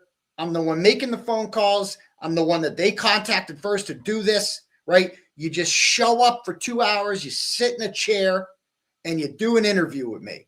Okay. And then we get paid. And then we do another show a week later, and another show and another show and another show and another show. And guess what? That adds up to significantly more than whatever People magazine is offering you. Significantly more. So like the people, you don't care about Karen Reed. Bitch, I'm the one trying to fucking make Karen Reed money. What the fuck are you guys doing? Then you got Crawford over here being like, I gave her $20. Bitch, I offered her fucking 250 G's. That's what I offered her for an hour or two worth of work. And you're over here being like, oh, I gave her $20 today. Congratulations, Mike. You're really fucking saving her. And again, Karen, excellent life choices you made here. That's who you got in the divorce. You got Crawford. I hope you spend his $20 wisely. You could have had $250,000, dude. That ship has clearly sailed because you're old news now. You're old news. And, you know, you didn't want to hear my help. Wait till you hear the whole Barrows story, right? That was my idea. That was my idea. She did not want to call Nicholas. We got in a huge blow up over Nicholas Barrows. And I got the receipts for that too. In September of 24, I was like, you have to call Nicholas Barrows. We had a whole big blow up over it. And I'm like, you need to call him. And I'm like, you need to ask him, did the tail light look like this? Because that was the one question you guys didn't ask that guy. And it pissed me off. I'm like, why didn't they cross-examine Nicholas Barrows? And you'll see the messages. I'll save that for the book. But she tells me, like you don't know what you're talking about. Just kind of talks down to me. Like, you don't know what you're talking about. You know, Nicholas Barrows, like, trust me. You don't ask one questions you don't know the answers to. I'm like, I know the answer to that question. He's going to say it. I go, then get him up here and ask him what he'd say. Ask him beforehand. Invite him up. Interview him. And she's like, no, I can't do that. The conversation ends. And she's like, okay, I'll run it by David and Alan. 9 months later, Nicholas Barrows is on the stand. Absolutely not, he says. Absolutely not. You're going to see. I got the receipts. The reason Nicholas Barrows was called at the trial was because of me. You'll see. And I can fucking prove that. We'll get to that another time. All right. So back to Crawford here. Somebody else has made millions of dollars. Oh, okay. Hold on. He's talking about me here. Sure, you were here for. Is that what we were here for? I want to see these three Mass State Police get deposed. Insurance company's not paying for that. Karen has signed no deals. She has no income. Somebody else has made millions of dollars. That's me he's talking about. So Karen Reed. Let's talk about net worth. So Karen Reed has made no money because of her own retarded choices. Again, this is a woman who made a lot of dumb choices on the morning of January 29th. And I'm done shutting my mouth about this shit. I'm being real from now on because that's what I do here. I don't fucking need her, right? I don't appreciate the way I've been treated. And I'm not the kind of guy that gets fucking walked over. Not for too long. All right? Like, I'm not that guy. I'm not Mike Crawford. Okay? So, yeah, she was making no money because of her own decisions. She did that. And I have not made millions of dollars off of this. I've made money for sure. I've also had a lot of bills, bro. It cost me $3,400 a month to host this website. That's how much my hosting is because of Turtle Club. Because so many people join Turtle Club. More money, more problems. And then the legal fees. I've paid more in legal fees than Karen Reed has. Okay? And maybe not the experts. I haven't paid the experts more because I haven't had anything like that. But yeah. So like when Crawford's like, he's made millions. I haven't made millions. I've made hundreds of thousands and I've paid hundreds of thousands. Okay? And I've also earned it. Like it's called earning it. I'm not sitting here being like, just giving you guys, here's my donut, here's my page, and I give you nothing in return for that. Just give me money and in return you get nothing. No. You guys donate to me and you donate to my legal defense fund because I'm working. Because I'm out here writing stories, putting shows together, exposing the truth, exposing corruption, doing all that stuff. Going to jail, all that. That's why you donate to the defense fund, because I went to jail. I mean, that's it. That's why you donate. So there's a big difference, Crawford. Karen has a negative net worth. She owes money. Oh, God. Then maybe she should. What's the other dude's net worth? Why don't he put up about his net worth? He wants to talk shit. What is his net worth? How much money did he make last year? How much money did I make last year? Not as much as you think. Obviously it's adults don't talk about what they make. But not, I'm more than I made as a teacher for sure, but not like I'm hoping to make in the future. That's for sure. These guys think I'm like fucking rich or anything like that. Like, dude, just because I drive a Lexus doesn't mean I'm rich. As the antis always say, I rent a room in an old person's house. I don't. I rent the whole house. And other people are like, oh, he's looking to buy a house. Oh, he's spending all this money. Bitch, do you understand how renting works? Like renting is essentially throwing money away every month. So yeah, the goal is to buy a house. Paying a mortgage every month is like probably 20% more than rent on average. I think something like that, but it's worth it because you get something called equity out of it. You pay money and then you get to keep that money. The interest you don't get to keep, but the principal you get to keep. So it is an asset. Every time you pay money, it feels good when you're paying a mortgage because every time you write that monthly mortgage check, right, and you pay off your mortgage, you're like, I own a little bit more, I own a little bit more. I'm worth a little bit more, whereas every month when I pay my rent, I'm just pissing money away. So that's why people buy homes, dumbass. I mean, these people are fucking retarded. It's like insane. It's like, oh, he's living his best life. And first of all, for what it's worth, like not saying your business, but like the homes that I'm looking to buy, like I genuinely factor in and I do the math and I'm like, I want to pay for a mortgage every month close to what I'm paying in rent right now. That's my goal, right? Because, if you can pay if you could pay for mortgage exactly what you're paying in rent, you'd be stupid not to do it. Because you get equity. I mean, these people are fucking so stupid. I can't even get over them. Anyway. Didn't he go on vacation? How much money is it to go to where he went, Cape Cod? Oh, I know the answer to that. How much money? He's like acting like Cape Cod is like some fancy place. Like, bro, everybody goes to the Cape. It's Massachusetts, right? And that's a great question, Mike. How much money did I pay to go to Cape Cod? What did Jill Daniels say? Where hold on. I got to find Jill. Jill's got a quote for this. Okay, no, you don't, because you're a fucking loser. Oh, I went to Truro because somebody gave me a thing. Somebody gave me a thing. Wait, one more time. Okay, no, you don't, because you're a fucking loser. Oh, I went to Truro because somebody gave me a thing. Gave me a thing. Gave me. So to answer your question, Mike, how much did I pay? I've gone to the Truro house 4 summers in a row. You know how much I've paid for that? $0.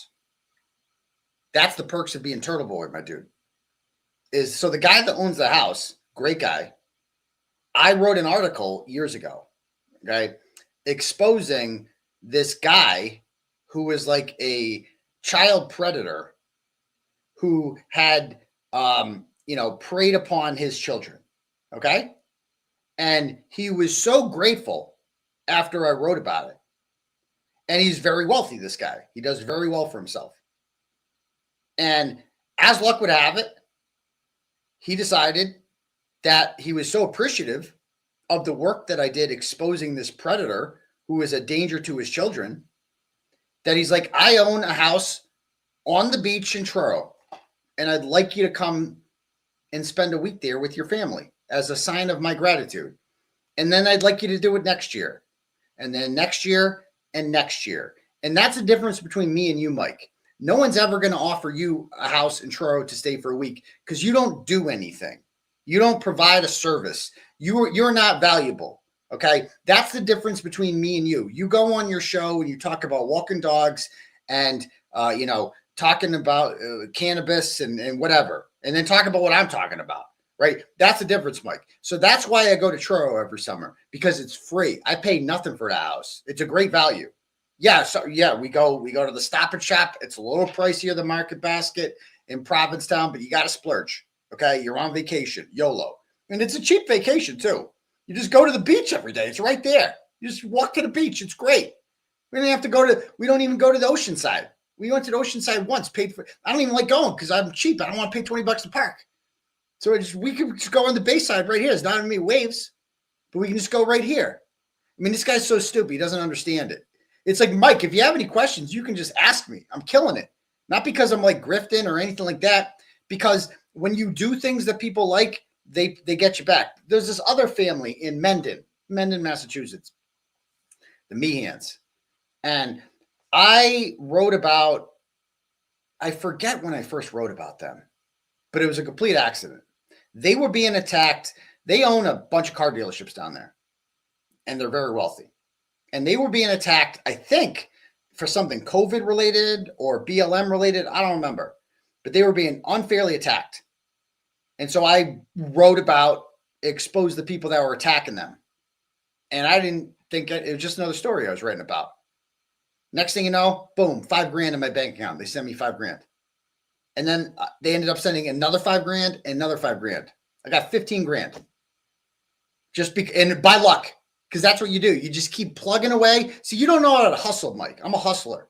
I'm out here grinding every day. I'm writing about corruption. I'm exposing corruption. And then once in a while, yes, the Mendon twin, those guys, the guys that own the drive-in. I think they own the drive. No, wait, no. No, they don't own the drive-ins. They might own the drive-ins. I forget. They're awesome. They're great. And I didn't ask for that.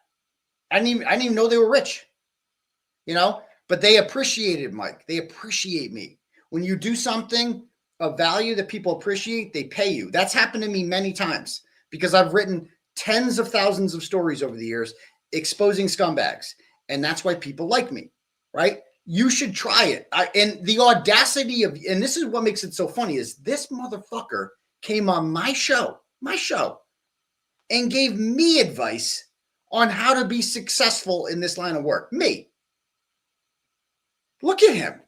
I'm going to take advice from this guy with the small box that he can't even make himself a big box. He don't even know how to do it. And I got a lot of stories like that. The Kylie Kirkpatrick story, right? Out of Napa, California. The woman scamming with the school lunch thing. She was a terror. She was a terror out there. Everybody hated her. And I exposed what she was doing with the school lunch scam. And then, as it so happens, one of the people that Kylie Kirkpatrick had, declared war on, and it was horrible to, happened to be very rich. And then, boom, $5,000 in my bank account. Whoa, that was nice. I'll take that. And I didn't know that was going to happen. But when you plug away, man, when you plug away and you just grind every day, Mike, you don't know how to grind. Once you learn how to, this success didn't happen on its own. I'm a grinder. It hasn't been. You should read my book, Mike. You might be inspired. A lot of you guys talking shit. No reality, no actual money on it. No money. Not looking at the money. You're talking about the money, but you're not looking at the money. What? Look at him. He's trying to be Turtleboy so bad here. It's just awkward. Who's making the money? Sounds like Alan Jackson is. Go ahead. Who's giving up the money to do the right thing? Who's not? What? Who's giving up the money? I don't give a shit about your fucking money. What? Don't care. What are you talking about? I'm here for freaking justice for John O'Keefe. Are you? I don't know if you are. You're just in your bedroom. So if you're here to complain, how many times did Mike Crawford even go to did Mike Crawford? How many standouts did he go to? I don't remember him being a regular. How many of Karen's hearings go to? Mike, you didn't even go to any of her hearings. I was at every hearing. I was holding protests outside. I was raising. Where were you? Where were you, bro? What are you talking about? Your following comes entirely from me. What a meltdown. Or bitch or send me messages. I don't want to hear from you. If you're here for drama, I'm not here for you. I'm not doing drama. I'm here to support John O'Keefe. You're not doing drama? This isn't, bro. He's not doing drama? You were on stage at the JFK show dancing like Elaine Bennis. Their channel is the definition of a drama channel. And you're all about that. I don't do drama. Do you have any self-awareness? Do you do self-awareness? Because it doesn't seem like it. I want justice. I want to know what happened. Yeah, sure you do. I want these jamokes on the stand again, deposed by Alan Jackson one more time. Yeah, one more time. They'll get him this time for sure. Yeah. What are you here for? I don't know, Mike. Are you here to be cool? Are you here to be? Oh, let me tell you about my friend's podcast. I want to get Turtle. Is that what you're here for? I hear you people. My podcast. A lot of you people. What? It's all about you. You have a podcast. Enough. Enough of you. What? This woman suffered. She got post-traumatic stress. She beat 2 murder trials. Oh my God, the white knighting. You guys are talking about the money. She's got no money. The white knighting from these guys is just off the chart. This woman, bro, she's not going to fuck you, dude. No one's going to fuck you. Look at you. Seriously. She's not going to fuck you. Somebody had to say it. These guys, she's been through so much. Blah, blah, blah. Okay, sure. So we're just supposed to just keep giving money forever because she's been through so much. You know where she's never been, Mike? Jail. Never been to jail. Largely because of us. Never been to jail. I have. And when I went to jail, the last thing Karen Reed said to me was, how could you do this to me? And then decided because I went to jail, she could no longer associate with me. But okay, Mike, please tell us more to how bad Karen Reed has it. Sure. She signed no deals. She signed no deals. Well, she's got an offer in front of her. It's 6 figures. She signs that deal. Boom. A lot of her legal fees are taken care of. Just like that. Just sign the paper. It's over. Done. Boom. Gets paid. You're good. She lives at her parents' house. That's a choice. Fucking idiots. I'm so fucking pissed off. Oh, really, seriously. He said a bad word. He's a badass, guys. He's a badass. I ain't a cuck for anyone. Who are you cucking for? Oh, a lot of you folks. Oh, yeah. Who are you cucking for? Bro, you're cucking for Karen Fucking Reed. parents. Huh? You don't think for yourselves. You don't talk to other people outside the circle. What?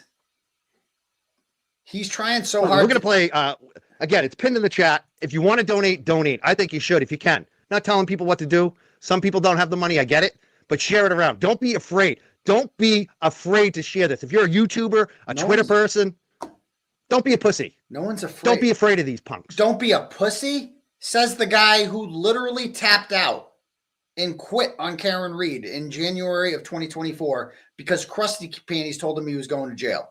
He quit. And he said, I think she might be guilty. I have to reevaluate things. And then he took those streams down. By the way, does anyone have those clips out there? If anyone has the clips that Mike Crawford took down from January of 2024, where he talks about taking some time off to evaluate and reconsider whether or not he has come. If anybody has those clips, please send them to me because I want to play those regularly now because this guy is full of shit. Full of shit. Oh, it feels so good. It feels so good not to have to pretend to like this guy anymore. and I have any sort of respect for him. It feels so good. This has been really invigorating. It feels so good to be able to say what I want about Karen Reed, about Crawford, about BLT, about all of them. Just telling the truth. It feels great. Love it. Love it. Block, unfollow, mute. Treat them like the syphilis they are. Oh, the syphilis. People are like, why is he screaming? Or who's he screaming at? He's just trying to be me. Like, he's trying so hard to be Turtleboy here, and it's just not working. Because you're not Turtleboy, Mike. You're weird. You're not, just be the weird guy who talks about cannabis. That's your role, you know? What are you doing? Oh. Let's play Jen McCabe today. This is from the first trial. I want to see her on the stand again. Don't you want to see these people on the stand again? Because Karen can't afford it. Her lawyers aren't going to come out here from California for free. The insurance company isn't going to fund shit. Yeah, and I hate to say it, but like, I love Alan Jackson, but she's choosing to have Alan Jackson as an attorney. Choosing. She already has 1 million attorneys. She's choosing him. They don't have to have Alan Jackson. I mean, that's what Fraser bombed. That they lost that excuse too. It's like you're choosing a very expensive attorney, a very good attorney, but a very expensive one, right? Who expects to be compensated, right? They want this over. They want to make a deal. They want this to go away. They don't want to depose people with 12 lawyers there. And I get some people don't have the money. That's fine. But you know what you can do? You can share it. You can like it. You can follow it. You can make sure that you're not afraid. Don't be afraid. Don't be coward. Block, unfollow, mute. Exactly. Let's play the video. I want to see this again. Don't you want to see this again? That's why I'm throwing money in. And so then he does a 2-hour stream of Jennifer McCabe clips. And he's like, this is why you should donate money so we can watch this all over again. Why the fuck do I want to watch Jennifer McCabe lie all over again? What's that going to do for me? How is that going to get justice for John O'Keefe? She's just going to lie. When does she get arrested? That's what I want to know. Let me know when that happens. But anyway, all right, next. That was one turtle chat. That was like an hour-long turtle chat. Next. Just because this person said towards a new mic, and then I'm like, oh, Crawford. I got to go off on Crawford. And here we are an hour later. Okay, next. Richard Adams sends $10, goes, I'm sorry for missing you pick me last night. I lied on Twitter since I wasn't in the bathroom, but I just didn't know who to turn on the mic or how. Oh, sorry. You were supposed to be on the spaces. I see. Okay. Interesting. All right. Well, maybe next time. Thanks, Richie.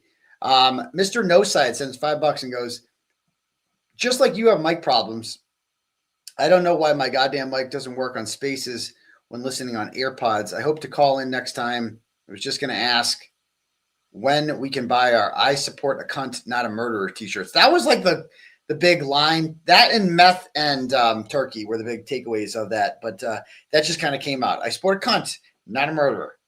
And that's with affection, you know, when I say that, because I call a lot of people cunts. They'd be like, so don't clutch your pearls over that. Karen Reed says bad words about people too. Everything's going to be fine. You know, I'm not a cop. I'm not Michael Proctor. You know, I'm not investigating her. It's okay if I use that word, right? It's all with love. Okay. Also, can you clarify how you would refuse to listen to Karen when she tried to censor what people released on social media during the trial because you're a reporter that just report the truth, but then you say you told everyone that the photo was AI when you knew it was real. You're a truth daddy. So I don't know what I said back then. I don't think I said it was AI, but I'm like, when that first came out, I'm like, that ain't good. And you know what?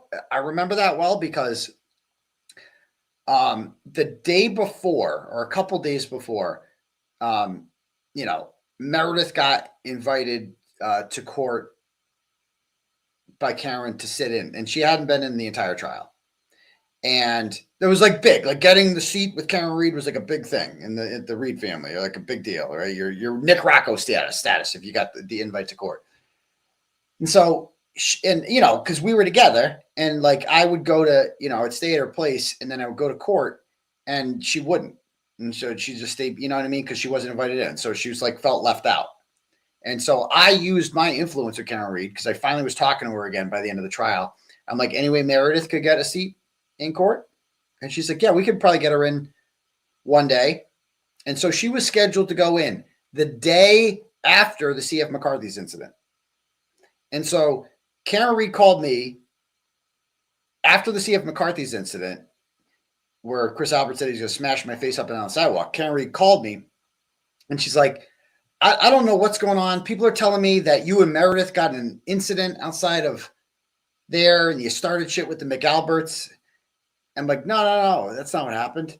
And she's like, I don't know what happened. I didn't watch it. I don't have time to watch it. I have a trial to worry about. And she can't come to court. Meredith can't come to court. Because it's just too much of a distraction, she said. You cause problems, you guys getting in situations, and she's viewed as an extension of you. I can't, I'm fighting for my life here. I can't have her sit with you in court.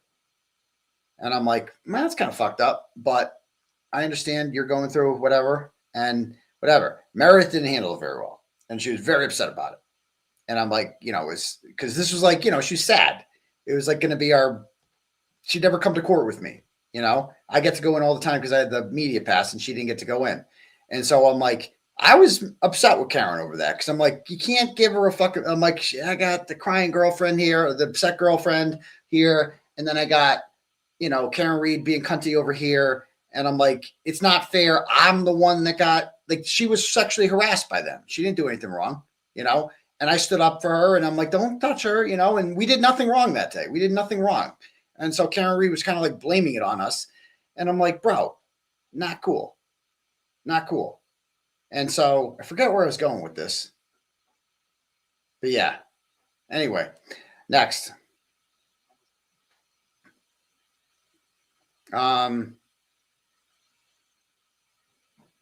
About the how it relates to the picture of her and the AI thing. So I remember when that image came out, I was like, what? Like, me and Meredith saw it come out, and we saw the picture, and we were like, and we saw the reaction. All the antis were like, that's not real.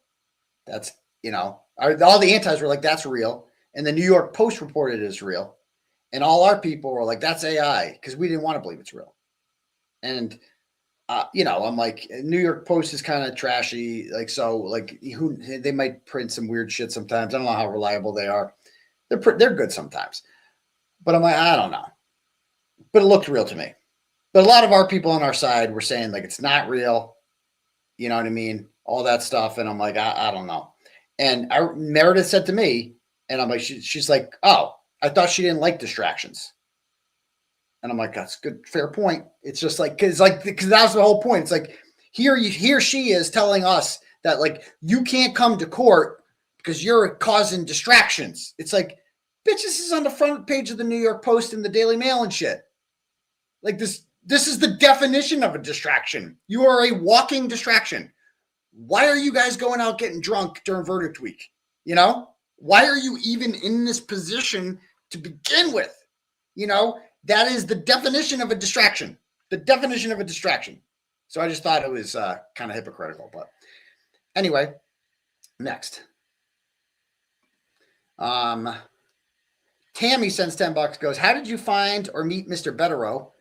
Don't forget to do the poll. Free Turtleboy till the end. Yeah, 𝗏𝗏𝗺, I saw him in these YouTube streets. So Young Jerks, smartest thing he ever did was get 𝗏𝗏𝗺 on the show and make 𝗏𝗏𝗺 a regular guy. 𝗏𝗏𝗺 was just some guy on Twitter with like 500 followers. And he started going after Wendy Murphy. And people see like an attorney on there who's like criticizing Wendy Murphy. And, all of a sudden it's like he was really good. And so 𝗏𝗏𝗺, gets invited on Young Jerk show because he needs someone else to carry his show. So he gets 𝗏𝗏𝗺 on there. And obviously you hear 𝗏𝗏𝗺, it's like hearing the Beatles for the first time. You're just like, wow, just stick it right in my veins. More 𝗏𝗏𝗺, please. Let's go. You just need 𝗏𝗏𝗺. They remember the trial every day. You'd be like, I need 𝗏𝗏𝗺's analysis of this. Can't survive. I'll listen to a lawyer, Emily Baker, fine. But I need to hear what 𝗏𝗏𝗺 thinks of this. And, eventually you're thinking in your head, you're like, well, why isn't he my lawyer too? You know what I mean? Why am I not hiring this guy? Like this, why, like this is, I have a huge case here. It's more than one attorney can handle. I need more help. And so I just like hired him. That's how I got 𝗏𝗏𝗺. So there we go. Next. And I just got,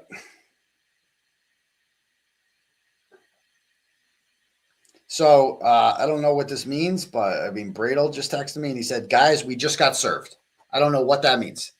Did Cosgrove just pass in his opposition to our motion to dismiss? I don't know, but we'll deal with that later. 11:30 on the that would be crazy if true. Next, to make an account sends $7 goes throwing a few better Robux. That's good. These are better Robux in the G string. Looking forward to the big win next week in your Karen style courthouse steps moment that will surely follow. Let's go. Yeah, I can't wait for that. It's gonna be dope. Thank you, 𝗵𝗵𝗃𝗁𝗃. It's about fucking time. About fucking time. Next. Other Mary B sends $5 and goes, she got on you for choices you made that ended with you being set up, which is exactly what happened to her. Such a good point. Such a good point. You took the bait, she said. Such a good point. We all make regrettable choices. I mean, she made a lot of them. So have some humility, care. Free Detective Fridge Crowd, Brow Daddy, MD. Thank you so much, Other Mary B. I appreciate that. Isabel Park sends $5 goes, Dr. Turtleboy, you're such a character and cool dude. Love you from Whanganui, New Zealand. Okay, thank you. Some New Zealand turtle riders, some Kiwis. Megan Lynn sends $10 goes, sup, Doc? Just wanted to say that I knew you before I knew of Karen Reed, and I'm in South Carolina. But F her. Now it's time to free daddy. Much love. Well, thank you very much for that, Megan. I appreciate the love. Another Megan sends $5 and goes, legitimate movie actress idea for Kerry Roberts. Mary Pat, played by Allison Tolman in the Netflix series Good Girls. Let me see. She goes, the depressed face, deer in headlines. Look, Allison nails it. Let me see Allison Tolman. Oh, I can see it. Yeah, this is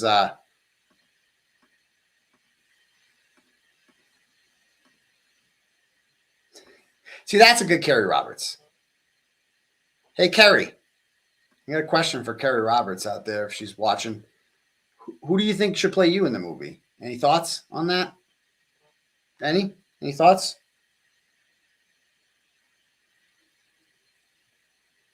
Interesting.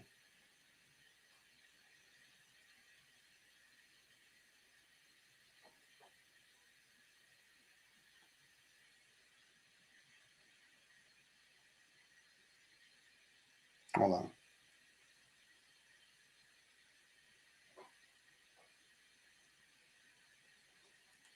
All right, next. Remember that one, though. Heather sends $5 and goes, not sure the dynamics of the relationship. I'm with you. Fall asleep, move to the bed, shut your phone off. The early morning drive by the Alberts, super odd. Big mistake unless she was super paranoid that Higgins was drunk and was going to get John going and tell him about the more than a friend kiss, show him text. As for Peggy, one of the cops told her he looks like he got hit by a car. That's true, but she didn't care.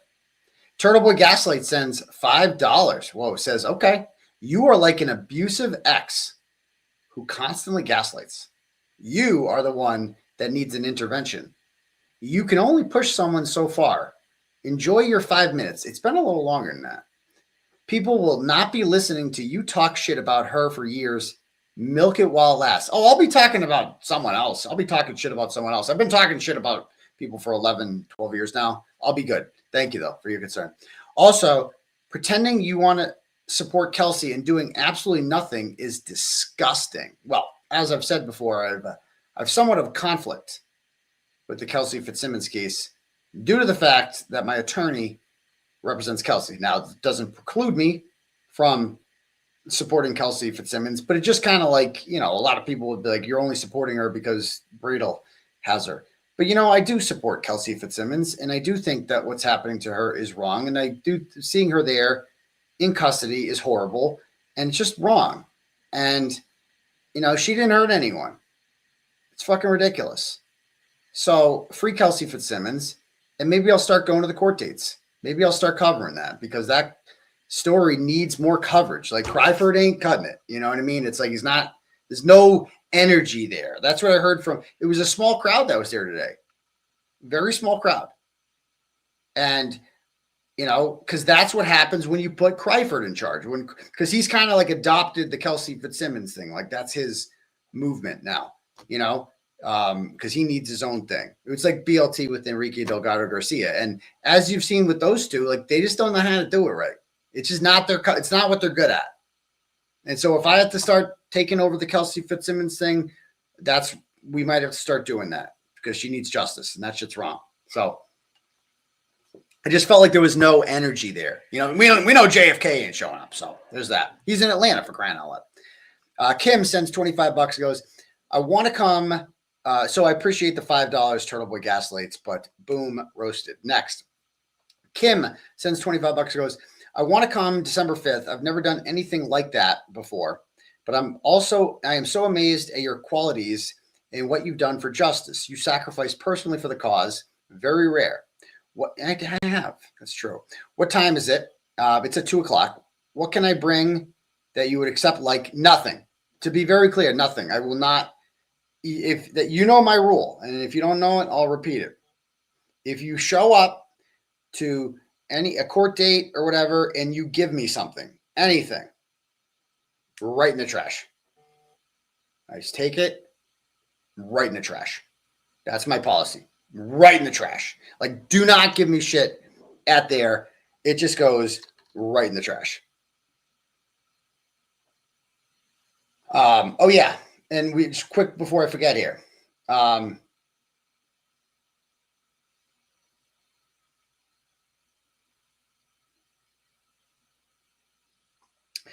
Would like to give a shout out Saturday from Barry Adams 2218 bought 10 memberships for people. Appreciate that, because this is like a dono when you buy memberships for people. I'm new to this. And Idiot Wind also sends $10. So there's that. Okay, let me see this.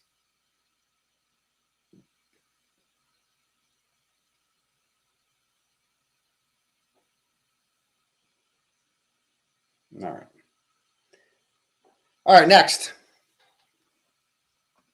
I appreciate that. You're more than welcome, Kim. Just bring yourself. That's all you need.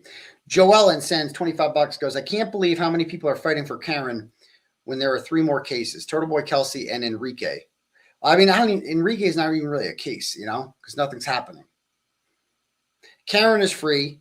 She was never likable. It's okay. She can go lead her life. Just don't expect the supporters to pay for it. I usually never get into it on X, but goodness, today I was heated. Karen is human. She's not perfect. Take her off a pedestal. Exactly. And I think the majority of people have. There are still a few people left on Twitter who are like, oh my God. But like the vast, vast majority of people after my spaces the other night completely agree with me. Like it wasn't like this 2 months ago. Like when the recording gate first happened, I got a lot of negative blowback over that, you know, because people didn't get it. And by forcing that out publicly, which Karen Reed was solely responsible for, you know, pushing, that was a private matter between 2 people, right? If she felt I had wronged her in some way, the appropriate response to that is to be like, message me, tell me I'm an asshole, which she did, and never talk to me again. That's it. But that wasn't enough for her. She's like, no, I'm going to contact something called Joe Flipperhead and order him to smear me, to smear Aidan, and then have JFK do it, and then just egg that shit on, fucking throw gasoline all over it. Like that's not a proportional response to what she alleged that I did. There you go. All right, next we have Tracy sends $5, goes, hey Doc, it's my 25th wedding anniversary, and after a scrumptious meal, I'm home to my paramour daddy. Maybe I'll show the hubby this in 25 more years. He is truly the love of my life. Side note, I know Karen didn't hit John with her car. I just wonder if perhaps she knew he was going into the house to challenge 𝗬𝗃𝗃, and that's why she texted him the next day, John died, instead of, do you know what happened to John? Love from Oregon, go Ducks. Yeah, we'll see about the Ducks. They're going to make the playoff, but, you know, I think you're reading too far into the message there, but happy anniversary, and hope you get laid tonight, Tracy. Thank you. Angie sends $5, goes, listen, Turtle, thanks for being you. The crying lady had me cry laughing so hard, followed by James Smackson versus Lindsay was a great closing. That was a good closing. By the way, my 5-year-old Aria keeps telling me, asking to wear the potato turtle rider shirt I made for her on Halloween and watch your bus stop lives before they go to school. So you definitely have a fan. Well, I'm glad to hear that. Thanks. The turtle sends $10 and goes, Unc, you had me rolling the other night. Hood Booger Talk Radio. We might have to, now is it Hood Booger Talk Radio anymore or Meth and Turkey, the Meth and Turkey show? I don't know. It's a Meth and Turkey Talk Radio, whatever it is. It's might have been replaced. So thank you. Who the fuck eats turkey sandwiches at midnight? I know. I'm just picturing James Jackson. He probably woke up at like 9 p.m. He probably slept. Probably had like a bender. Wakes up at 9, rolls out of bed.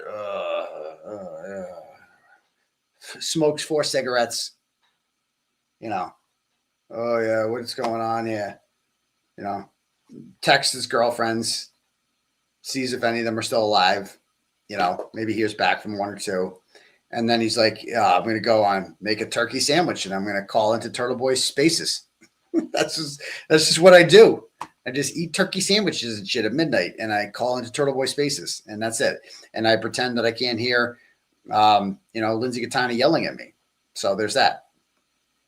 Next. I think it goes pretty easy schedule, but how about them Pats, free Turtleboy? Absolutely. Pauline, and again, we won at Buffalo, we won at Tampa. You play the schedule you're given, we'll be good. Pauline sends $25 and goes, just because you rock. Well, thank you, Pauline. Thank you, Pauline. We got the G-Men next Monday night, and then we got bye week, and then Buffalo home at Baltimore. That's it. We're finally getting some games, folks. Finally getting some games, and Buffalo's and. That Buffalo one's for the division. We win that, it's over. We win the AFC East again. And Josh Allen's window officially closes at that point. And if we beat Baltimore, then we're going to the Super Bowl. There's that. All right. Pauline sends $25 and goes, just because you rock. You rock too, Pauline. Jennifer sends $10, goes, Turtleboy, sending you love from Vancouver, Canada. What do you think about Billy Bush's idea to MC an event for you? We could talk about that. Actually, let me read some turtle chats, then we can play my interview with Billy Bush today. We got to talk about Bukkake too.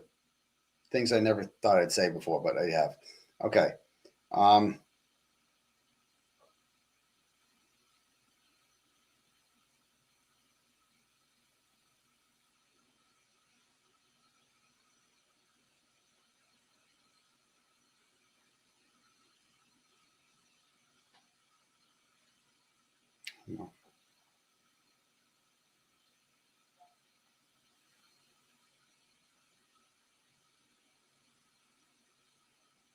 Hold on.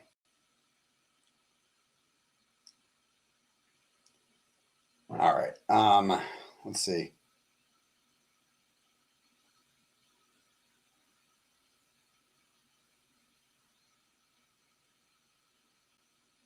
All right. Yeah, Cosgrove has responded. It's official. We have not read it yet, but he has responded. So, hold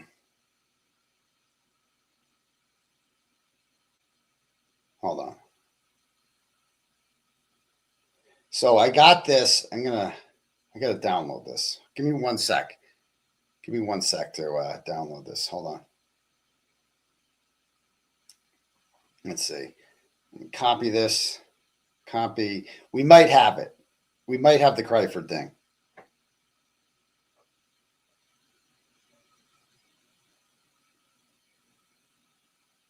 Okay. 1 sec. Pull this up.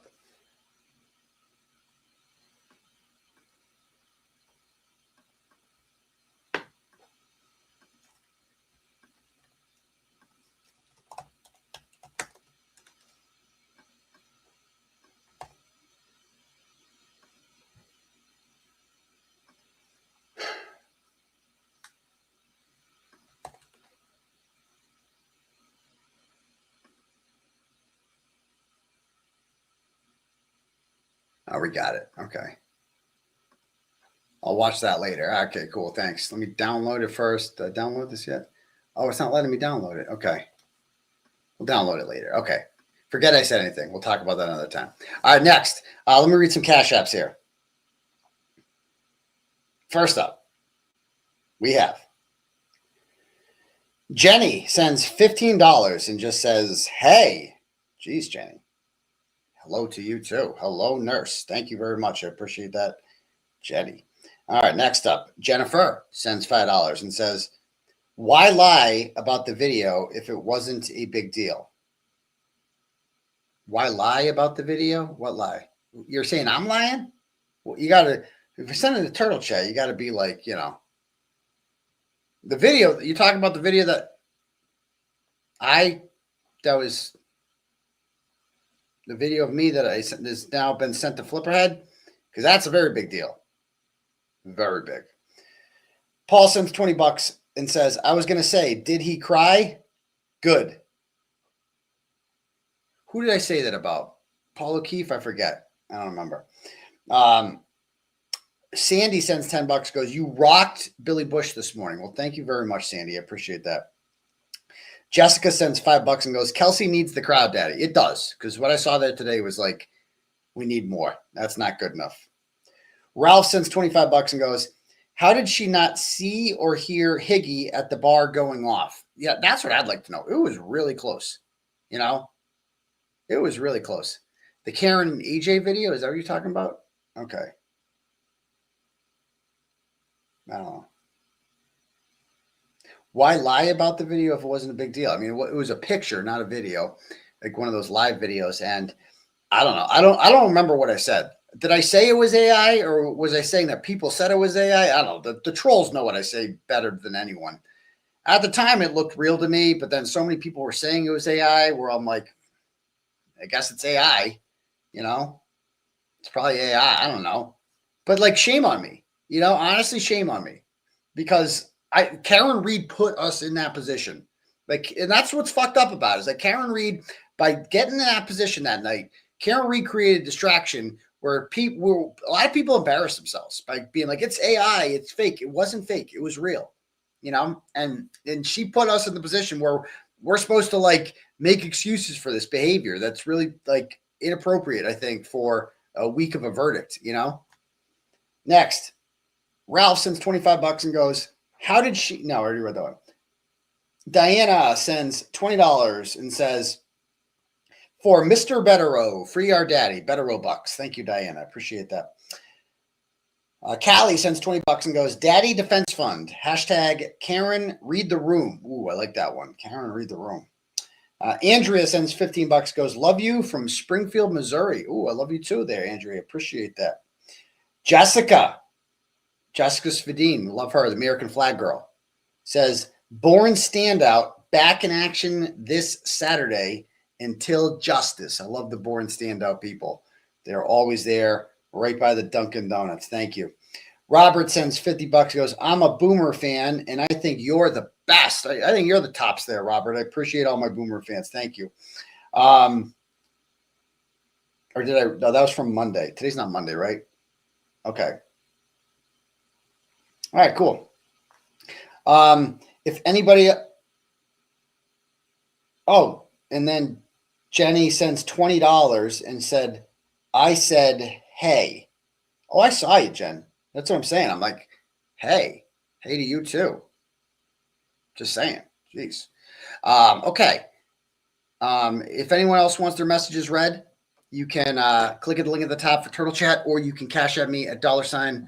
Uncle Turtleboy. But all right, cool.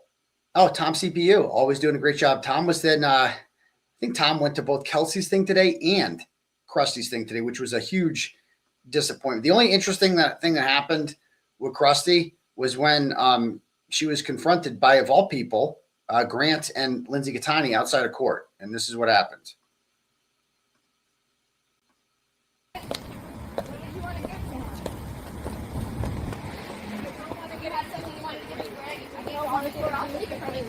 You have so much to say online.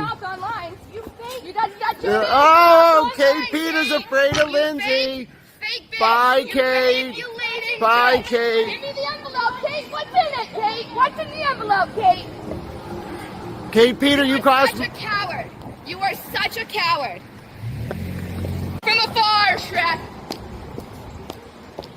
Okay. Okay. So I'm just glad I'm not hearing that voice yelling at me. It's nice when it's someone else. And, you know, it's apparently Krusty showed up to court today, another court date she has for violating an order with Lauren Murray. What else is new? And she shows up with a card and attempts to hand it to Grant, who is now on our side, by the way. But don't be fooled by Grant. Grant's smart enough to know what happened. And Benny, the guy that was like her, he's like the guy, he said he likes flat-chested women, like online. He's got Twitter. He's big into that.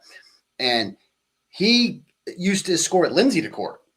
And now he's escorting Krusty to court and keeping her away from Lindsay. Like, that's what is happening right now. What world have I created here? Like, this is all a world cultivated by Turtleboy. And I'm like, this is like an end product or a side product of the world I've created somehow.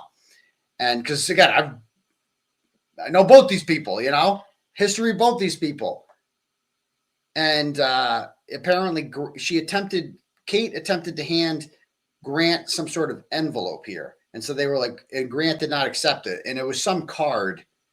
She's so gay. It was some card being like, oh, he's hooking up with her again. It's just such nonsense. Okay. She's just, like I said the other day, she is saying shit. She is a pathological liar who just makes shit up, starts rumors about me. Shame on anyone who fucking fell for this shit.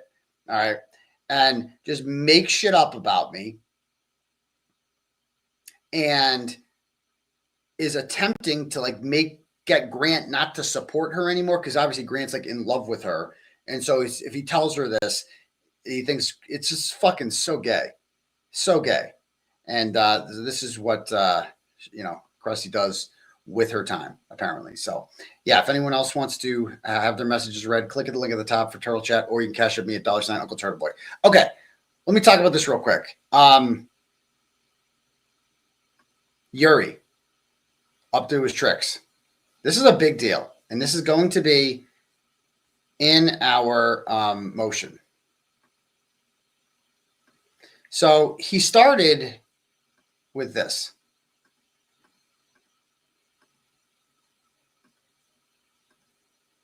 He shares this, and it says, I'm just going to leave this here. Take a look and decide for yourself. So he is sharing the McAlbert fundraiser. The McAlberts are being sued by Karen Reed for lying in a murder trial. And remember, this is a guy who says he's just an unbiased detective. He has no personal interest in this case. He's just doing his job, you know? And yet he is using his social media to raise money for the McAlberts.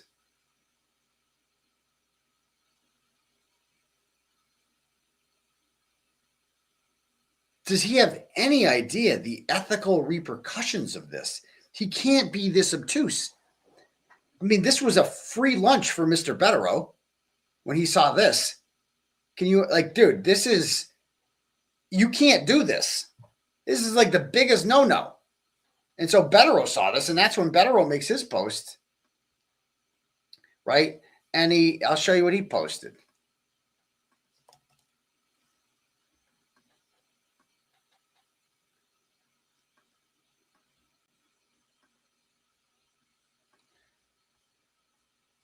So he makes this post. If anyone has documented proof that a taxpayer-funded public servant who works for the state police, who investigated and or is a witness against Karen Reed or Aidan Kearney, is actively promoting a fundraiser for witnesses adverse to the above named individuals.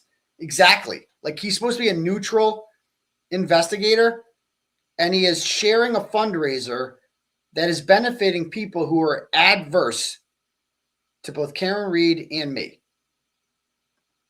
See when he's just such a wordsmith? Please send me and 𝗵𝗿𝗆𝐺𝗵𝗆 Law PC copies ASAP. Okay. And he also posted this. Okay. He posted this afterwards. He goes, as I post infrequently, when I do, it is usually noteworthy. So he goes even further. And he goes, the struggle, the conflict is straightforward. And I can't believe Grant's sharing this. It is a contest between decency, justice, and order versus evil, chaos, and lunacy. He is supposed to be a neutral investigator.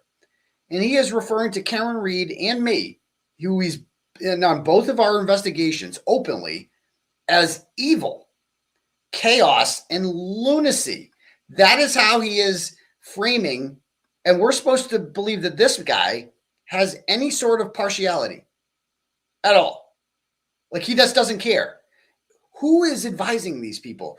Who is telling them, like, yeah, any normal boss is like, dude, you got to chill. Like, the whole world's watching us, you got to chill with that stuff. And then, so it kind of blows up on social media. So you would think he would take him down and lay low. No, he posted this 4 hours ago. Look at this. He's posting it on Facebook and Twitter. Truth is bold and doesn't hide. Truth will always prevail. So he's now posted the link 3 times and raised money for him 3 times. This is crazy. This is crazy. So that's a big no-no. And 𝗵𝗏𝗏𝗺𝗀, I'm sure we'll have something to say about that on December 5th. For sure. For sure. Okay. And let me see. I am reading. Let's see.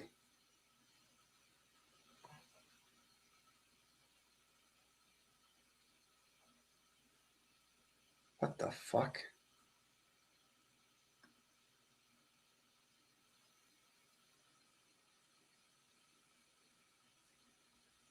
Yeah, so I'm seeing now for the first time a 25-page Commonwealth's memorandum in opposition to Attorney Bedero's affidavit in support of the motion and associated submissions.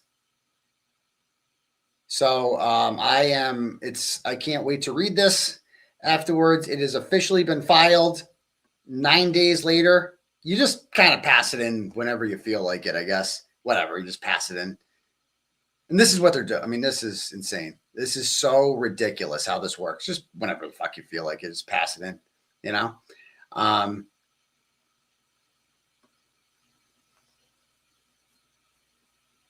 he also has a motion,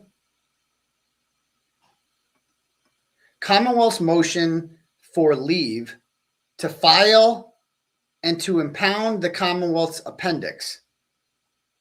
What? Leave to late file. Now comes the Commonwealth and moves this court for leave to file its memorandum. He needs more time. Memorandum in opposition to Attorney Bedero's affidavit in support of motion and associated submissions. As reason, therefore, undersigned counsel states that despite diligent attempts to complete the work by November 17th, additional time was reasonably required. He already got 3 extra weeks. 3 extra weeks. Among the reasons for delay, undersigned counsel underestimated the necessary time for both these matters and another matter due the same day on a case before Judge 𝗃. And also, I think that's because he's trying to get Karen Reed's phones. Something he's voluntarily signing up for, by the way. And there's a 𝗃𝗏𝗃 affidavit, apparently, and a Cosgrove affidavit. A lot more stuff. This is wild. I mean, this is insane. The Commonwealth also moved to impound its appendix and will supply a redacted copy for the public docket. The few redacted passages are in whole or part references to an individual's medical condition, are rightfully private, and are of no significant public interest. Okay. Apparently. So you just kind of pass it in whenever you feel like it, I guess. This is how it works. Unbelievable, huh? But yeah, I mean, I don't need money. It's like, who needs this? It's like they're fucking making life impossible for me or anything like that. Okay, next. So let's watch some of the Billy Bush interviews, shall we, from today? So I went on Billy. I mean, Billy's like a Hollywood gossip kind of guy, you know? He's very pro Karen Reed and pro justice in our side, but he doesn't know the ins and outs of it. He was alerted to my spaces the other day, and he doesn't know the whole history. So let's watch some of what happened today when I was on there with Billy. I will, but he said you've destroyed your reputation because of your hatred for me. You can't fucking get over it. Your Turtleboy derangement syndrome has consumed you.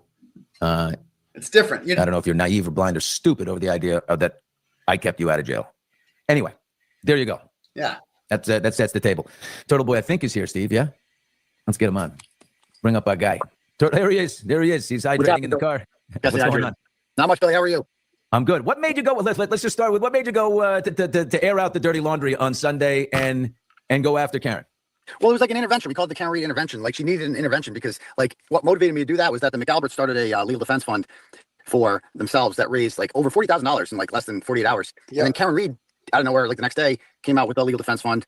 Well, I don't know if you call it defense fund, just a legal fund because she's not facing any criminal charges. And it raised in 24 hours like less than 4,000. So like we're talking 10-1 here. I mean, you're getting beat by the McAlberts 10-1. I think that's ground for an intervention. Like we need to have a talking to about what's got us here because this is not working. Like your marketing strategy right now isn't working. Well, let me ask you quick. I mean, do you get the sense, since you have your finger on the pulse of what's going on, do you get the sense that there is some type of new life for the McAlberts, who we all, I think most people in the area believe are guilty or certainly not innocent from that evening?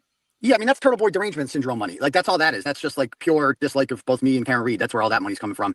And, you know, people have been... Is that a large population in the area? How many percent, what's the percentage of people do you think that are so sick of you and her and hate the two of you that they want to give money to the McAlberts? Because well, it's not just a local thing. You know, this is a national story. So like they have people you know, I would say 15% of the population, maybe, you know, 50, like, maybe 20 on a good day. But you know, you got some people giving $1,500 here, $1,000 here, you know, this and that. And so they're like, it's just a big F you to me and Karen. That's all that is. But you know, it's a free country. People can donate to whatever they want. But I guess my point was that like, that should be a wake up call to Karen. If you're getting outraised by the McAlberts and like, you know, it's just not there anymore. The buzz with you isn't there anymore. And we just needed to go over like how we got here. Like, because back in the day, it was no problem. Billy seems to misunderstand. He seems to think that, like he said, I was like butthurt or something like that. It's like, I don't know. I don't give a fuck. I don't. I'm good either way. As Mike Crawford pointed out, I'm killing it. You know, Karen's not. And Karen's like Karen's like welfare Karen now, like just alms for the poor. Alms for the poor. And I don't want to see Karen beg. You know, she's too good to beg. So, like, can we not, you know, like, I'm trying to give her good life advice.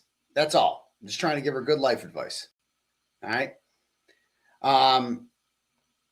Yeah, he does. Yeah, you're right. That's a good point, stupid April. He said, watch all the negative comments he chooses to pull up instead of the hundreds of supportive ones. I didn't see the live chat because I'm in my car. I wasn't watching the live chat, so I didn't see. But it seemed that all the comments he was pulling up were negative. Like she raised $1.1 million, and we need to go over the steps that got us here and maybe reevaluate some things that we're doing. Okay, this is what's tragic. There shouldn't be a rift between the two of you at all. You guys, you make, you know, you said you've destroyed your reputation because of your hatred for me. You can't fucking get over it. You got Turtleboy derangement syndrome. Are you naive, blind, stupid? Would it be? What is it that you want from her? How do you want her to behave other than, would you like her to I don't want anything. Just kiss the ring and say, I would never have been able to do this without you, Lord Turtleboy. I am here. I am your disciple. Thank you for everything you have done. Or, hey, everybody, I want to actively say, give money right now to the Turtleboy Defense Fund because he's got, you know, a mountain he's facing, 90 years in jail. Maybe. What is it you want from her? I don't want anything from her. I mean, exactly. I don't need it. I don't need it. Doesn't sound like it. Sounds like you do want. You're pissed. Oh, no, you misunderstand the point. See, it sounds like you do. Really? Did you even watch the stream, bro?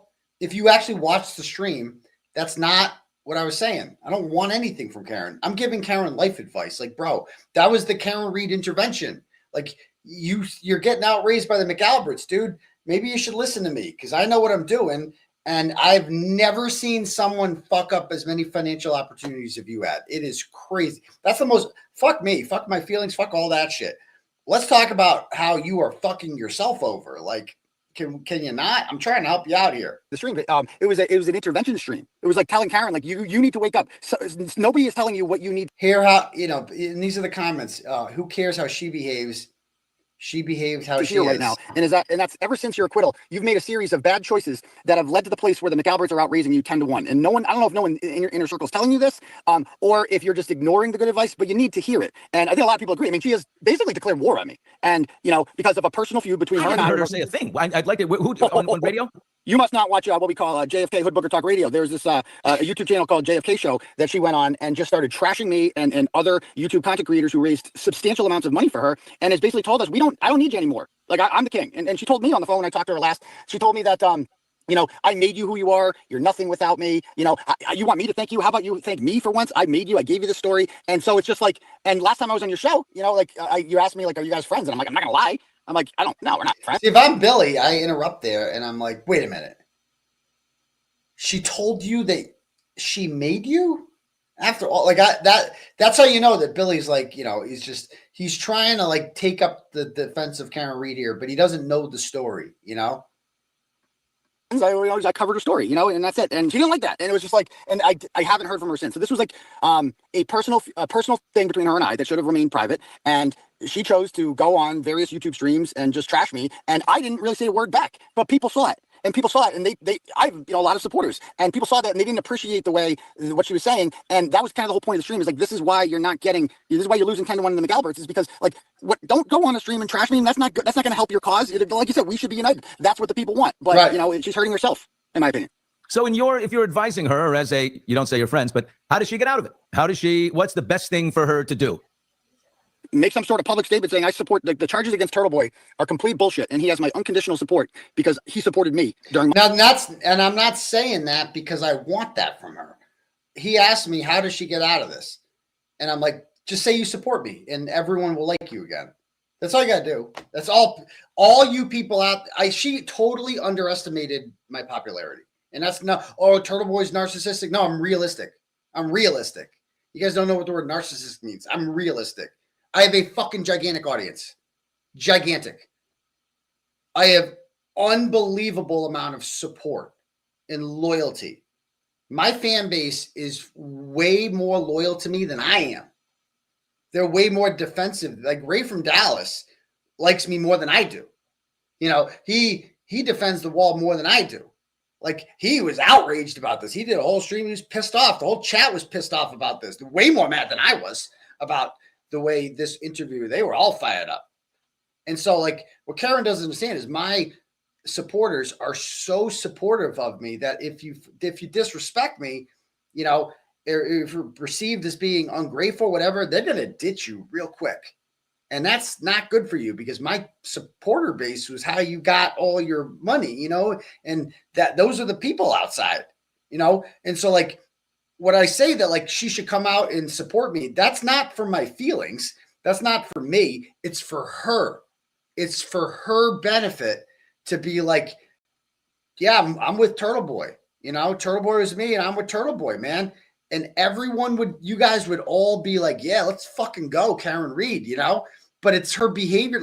Declaring war on me was the stupidest fucking thing Karen Reed ever done. No, besides, not going and not knocking on Brian Albert's door, but or leaving John O'Keefe's house that morning, right? It's she totally thinks, because in her head, she thinks that she made me. Remember, she thinks she made me. She doesn't understand, bitch, nah, I made you. I made you. That's just a fact. You didn't make me. I made you. And I made you likable. And that was no easy task. Okay. And I'm the reason for the season. I'm the reason for the crowds outside. That's not being arrogant. That's just a fact. Okay. So you can't afford to lose me. You can't afford to disrespect me. You can't afford, and you definitely cannot fucking afford to go in JFK's chat and dog me. You can't fucking afford to do that. And you lost. That was the moment when she went in the jail. That was the interview with 𝗺𝗺𝗃𝗃, that was real bad. But the going in JFK's chat and dogging me in there, bro, that was real. Dude, Karen, you lost thousands and thousands of supporters when that happened. Thousands. You did such bad, you damaged, and I didn't say a word. You did it on your own. And you did not only me, you did it to the Glare, Nurse Kim. You went after popular people and you sided with the Hood Booger Express. You're like, that's who I'm all in with. The Hood Booger Express and Nikki Haircuts. You're like, I'm with them. And Crawford. Bro, wake up. That's why it was an intervention stream, to be like, dude, this isn't about me. Fuck my feelings. Yeah, if she wants to come and support me, I'll take it. You know, it's a little late now, but whatever. Don't do it for me. Do it for yourself. Do it for yourself, Karen. Like, he asked me, how does she rebound, make herself, like, fix her reputation? That's how you do it. My darkest time. That would go a long way with a lot of people, I think. Yeah. Meaning witness intimidation is not what Turtleboy is guilty of. Investigating witnesses. I don't see why she would have a problem saying that, although she probably doesn't know exactly the ins and outs of what you did. But I mean, she knows all about the ins and outs of her. She's well aware of, about all the charges. And this is how I know Billy doesn't know it very well. It's like, Karen Reed knows everything about my charges. I talk to her every day on the phone about them. Like, and if she doesn't know the ins and out of my charges, that's an even bigger problem, because like, it's the same people. She should know all about my charges. She does, though. She does know. I mean, she's well aware of them. So, and I would argue that, like, if she doesn't know about the ins and outs of my charges, she should, because it directly pertains to her case. Like, why didn't they file a motion to recuse Robert Cosgrove? Like, she's all worried about being indicted. Bro, we gave it to you. We gave you 𝗫𝗏𝗃𝗃 on a silver platter. Here you go. She's suing him. Just write a motion up and done. She didn't do it. Okay, then keep crying about being fucking indicted. You had the get out of indictment free card, and you didn't fucking do it because you're crying about a recording on Hood Booger Talk Radio. Her and I used to talk the charges. What does she know everything that Cosgrove has? We don't know that yet, right? Because he hasn't really. You got a hearing on Friday, December 5th, right? Yeah, we have a motion to dismiss that day. But she could say, "I support this man who supported me." Yeah, that's all. I'm not saying I want that. What I'm saying is that would help her brand. That would help her. That would go along. I think that would get her back in the public good, in my opinion, as opposed to going on whenever she talks, it's something negative about me, and it just doesn't have to be that way. This is our politics in America. This is like a microcosmic look at our politics in America, where we live in this world where one thing entirely on one side has to be true, or one thing on the. How I see it is both things are true. She brought your attention to me and many other people in the national media, this case, but the way you did it and the way you rode that horse is what made it. Yeah, like Stupid April says, my internet girlfriend here, she says Billy Balloon was not prepared for this interview. He didn't know shit. Exactly. Like, he did not, he just knew the basics. And it's like, you got to prep a little more, Billy, So effective. All those people sitting out there in the pink shirts, they were rallied by you. It took renegade journalism, the kind of which you have the testicular fortitude to present. Yeah. And Karen's case was so perfect in that it hit the nerve of every woman, every family member, that, oh my God, this shit could happen to me, and this corruption in Massachusetts is real, and it's happening. You guys, whether you like each other or not, are bedfellows. 100%. We should be. That's what I've always said. We should be. But I know you guys. You talk to her, right? I mean, that's not just public. I know you guys have private conversations. They must be like heated. Oh, we haven't talked since last time I came on your show. That was the last time we spoke. Have you texted with her? I attempted a few weeks ago. I sent her a text and I said, "Do you want to squash this?" And it was unreturned. So it's best I can do. Does the Bushman have to fly into the Beacon Theater and you can try? I mean, Melanie Little has tried. Other people have tried playing intervention. It's just not working. And I don't think, like I said, I don't think there's any putting the band back together at this point. But like what people want, and the reason that money isn't being raised is that like people sacrifice. They gave a lot of money, $1.1 million. They rally, blah blah blah, and they haven't gotten any sort of public statement from her. Like if I were her, I would have put out a video thanking my supporters, everyone who donated, because you can't. Okay, all these people came together. They raised all this money. They helped save your life. They kept you out of jail, etc. And in return, they haven't gotten a thank you. And now you're just like, hey, give me some more money. And like that, putting out a fundraiser the other day asking for $500,000 was just so tone deaf. It's like you haven't said not to me, screw me. Everybody else that was out there. A lot of people sacrificed for this, and a lot of people are like, yeah, I don't feel the same way. Like, good luck, best of luck to you, but you're not facing any time in jail. And now you want $500,000. All set. We have other cases that we could rather give our resources to, like Turtleboy's or 𝗪𝐿𝐶 𝗵𝗔𝗄𝗎𝐻 case. People that are facing serious time in jail. And it's just bizarre because like it's the same people that tried to put her in jail. Like we should be uniting against these people. That's what they want. You should be uniting, and I think you will. I honestly think you will. I think there's too much. I mean, was that jail? And it's just bizarre because like it's the same people that tried to put her in jail. Like we should. So is this the real? I think he denied that this was him. JFK has 99 people watching, so things are going well for him. And I don't know if this is the real him, but he's like, Turtleboy, you're not her Turtleboy. You're not. So stop telling her what to do. I mean, it sounds exactly like him, but I don't know if it actually is him. Be uniting against these people. That's what they want. You should be uniting, and I think you will. I honestly think you will. I think there's too much. I mean, this is this may just be a moment in the arc of your relationship with Karen Read, which is real. There's no denying that the two of you together, you're stronger together than you are apart. I believe in that. And I believe that, something has to happen here between the 100%. Two of you. And I think you should reach. I don't think that people have turned entirely on Karen Read. That would be unbelievable. And the money she wants. They have. And I see people saying in the chat that she has thank supporters. When did I miss that? Because I saw briefly on the courthouse steps afterwards that she said, I just want to thank all my supporters, but also none of this would be possible without me. I am the reason for the season. Do you feel like she's holding cards, like, as far as to what her plans are and what she's doing? And you think she should be just a little more open about, hey, this is where we are right now. This is what because she's got you must be supportive of the fact that she has turned and filed her own civil case in the affirmative to go after these people who clearly framed her, set her up. 100%. I'm Team Karen Read still. I'm rooting for her. I want her to win. Take down the McAlberts. Do what you got to do. But the whole purpose of the stream was just kind of explain to her what apparently no one's telling her is like the reason you're losing 10-1 in the fundraising game is because you've made a series of bad choices since your acquittal. And here's how it can be remedied. Here's how it can be fixed. So it's like people saying they support Karen. I support Karen, but people exactly, Billy. Like Billy's like, hey, why aren't you guys working together? You guys should work together. It's like there's one of us wants to. One of us has agreed to that. The other is not. And I don't know if he seems to understand the problem here. Because exactly, like that's what, it's clear that's what the people wanted. We've always wanted that. The people didn't want Karen Read, JFK, and Nick Rocco. Like, no offense to Nick Rocco, but who the fuck is Nick Rocco? Like nobody signed up for that. Nobody is following this movement because of Nick Rocco. No one is following this movement because of JFK. There was no demand for that whatsoever. Absolutely not. Like nobody wants to hear Meth and Turkey and fucking Karen Read. There's nobody that wants that. And somehow Karen Read's like, yeah, this is what the people want. Me and JFK, ride or die. Okay.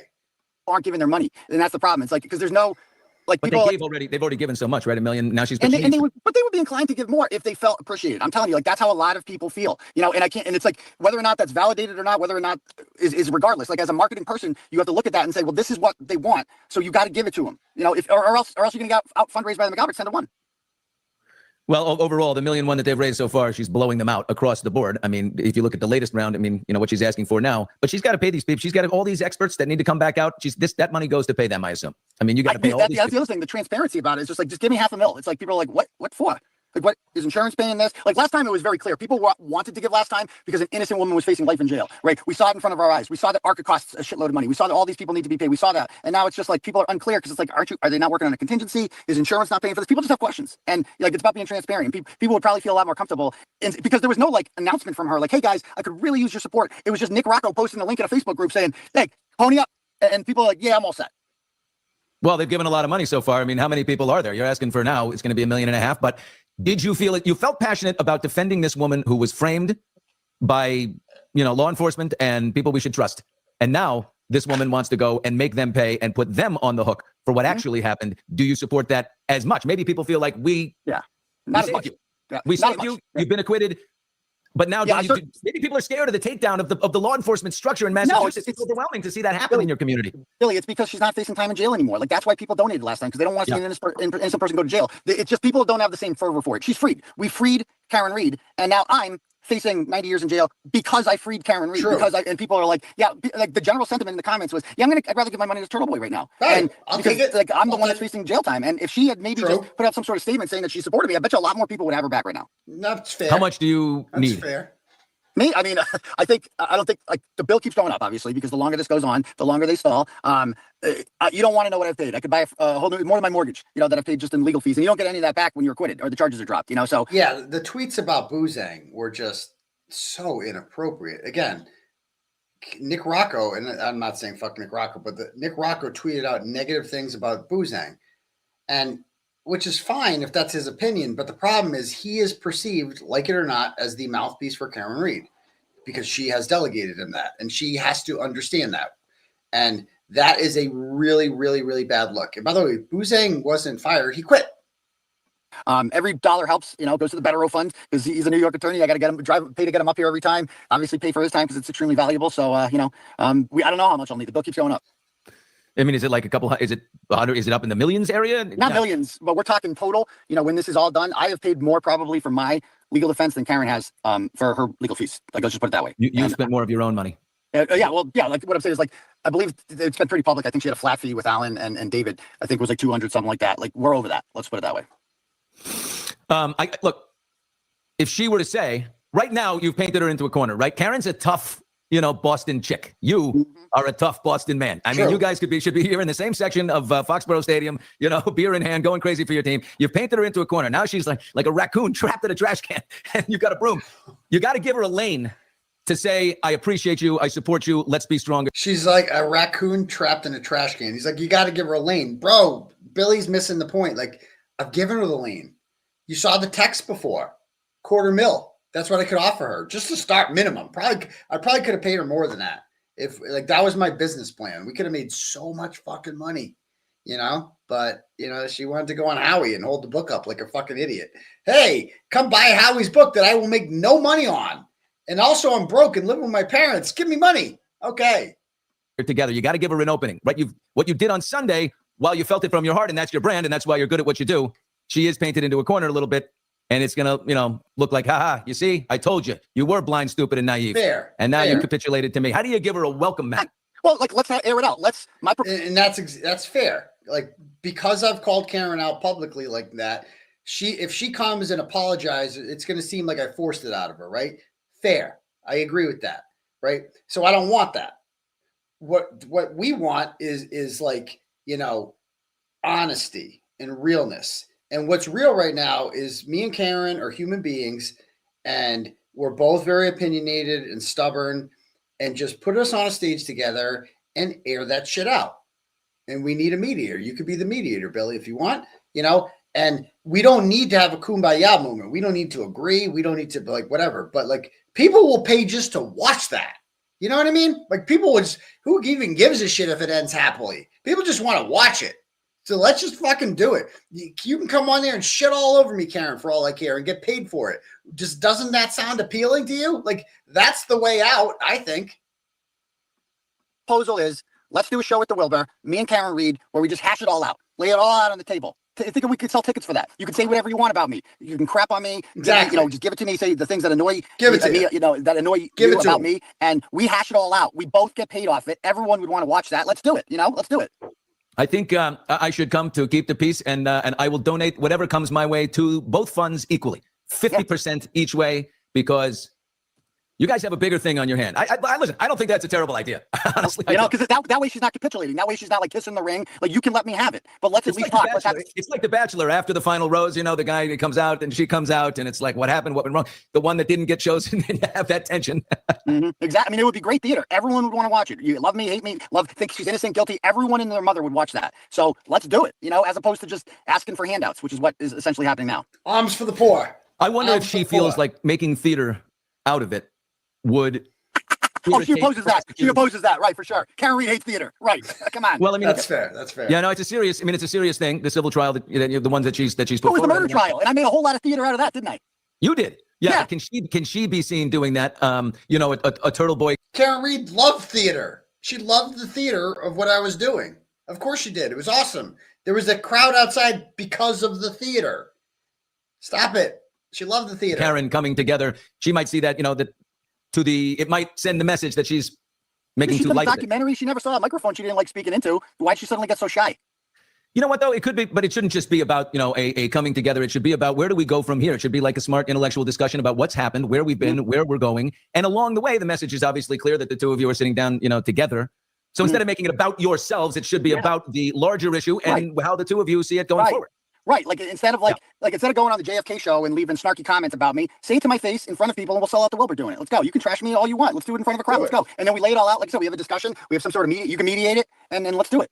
How does your wife, think? I'm divorced. Oh, I think you guys are in love. No, trust me. Her and I. I think there's so much sexual tension here. I think you're in love with her. I do. But no. Her and I were both going to be single. She's very cute. She's No one's going to deny that. No one's going to. Imagine me dating Karen Reed. What a fuck. You think John O'Keefe and Karen Reed were a disaster? Where do you see Aidan Kearney and Karen Reed? That would be the fucking matchup from hell. Like, oh my God, the blow-ups and bro, you thought Lindsay was bad. Oh my goodness gracious, dude. This is cringe. Like, Billy, stop it. This is a horrible idea.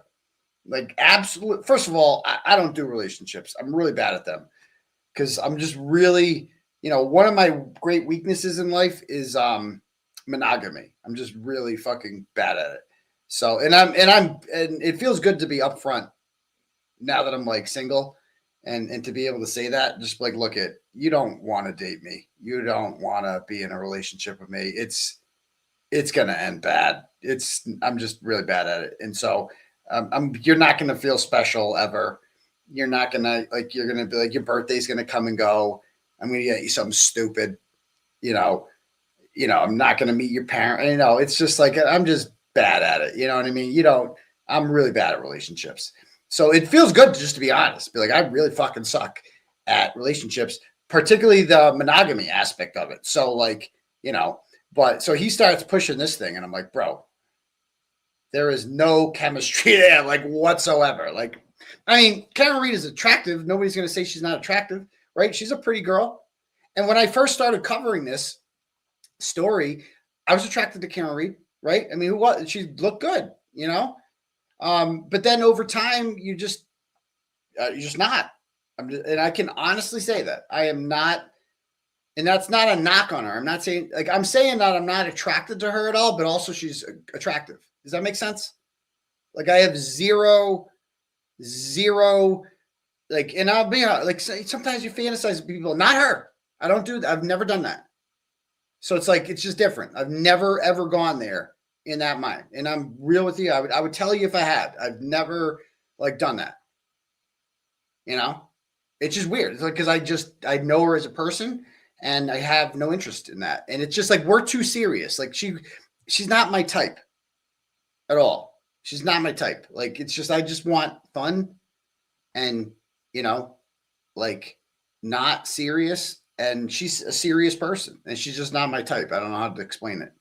I can't read an attractive woman. I always said that, but her and I were meant to be single. I would even say hot. I mean, very fit. She wears the pantsuit, the power suit.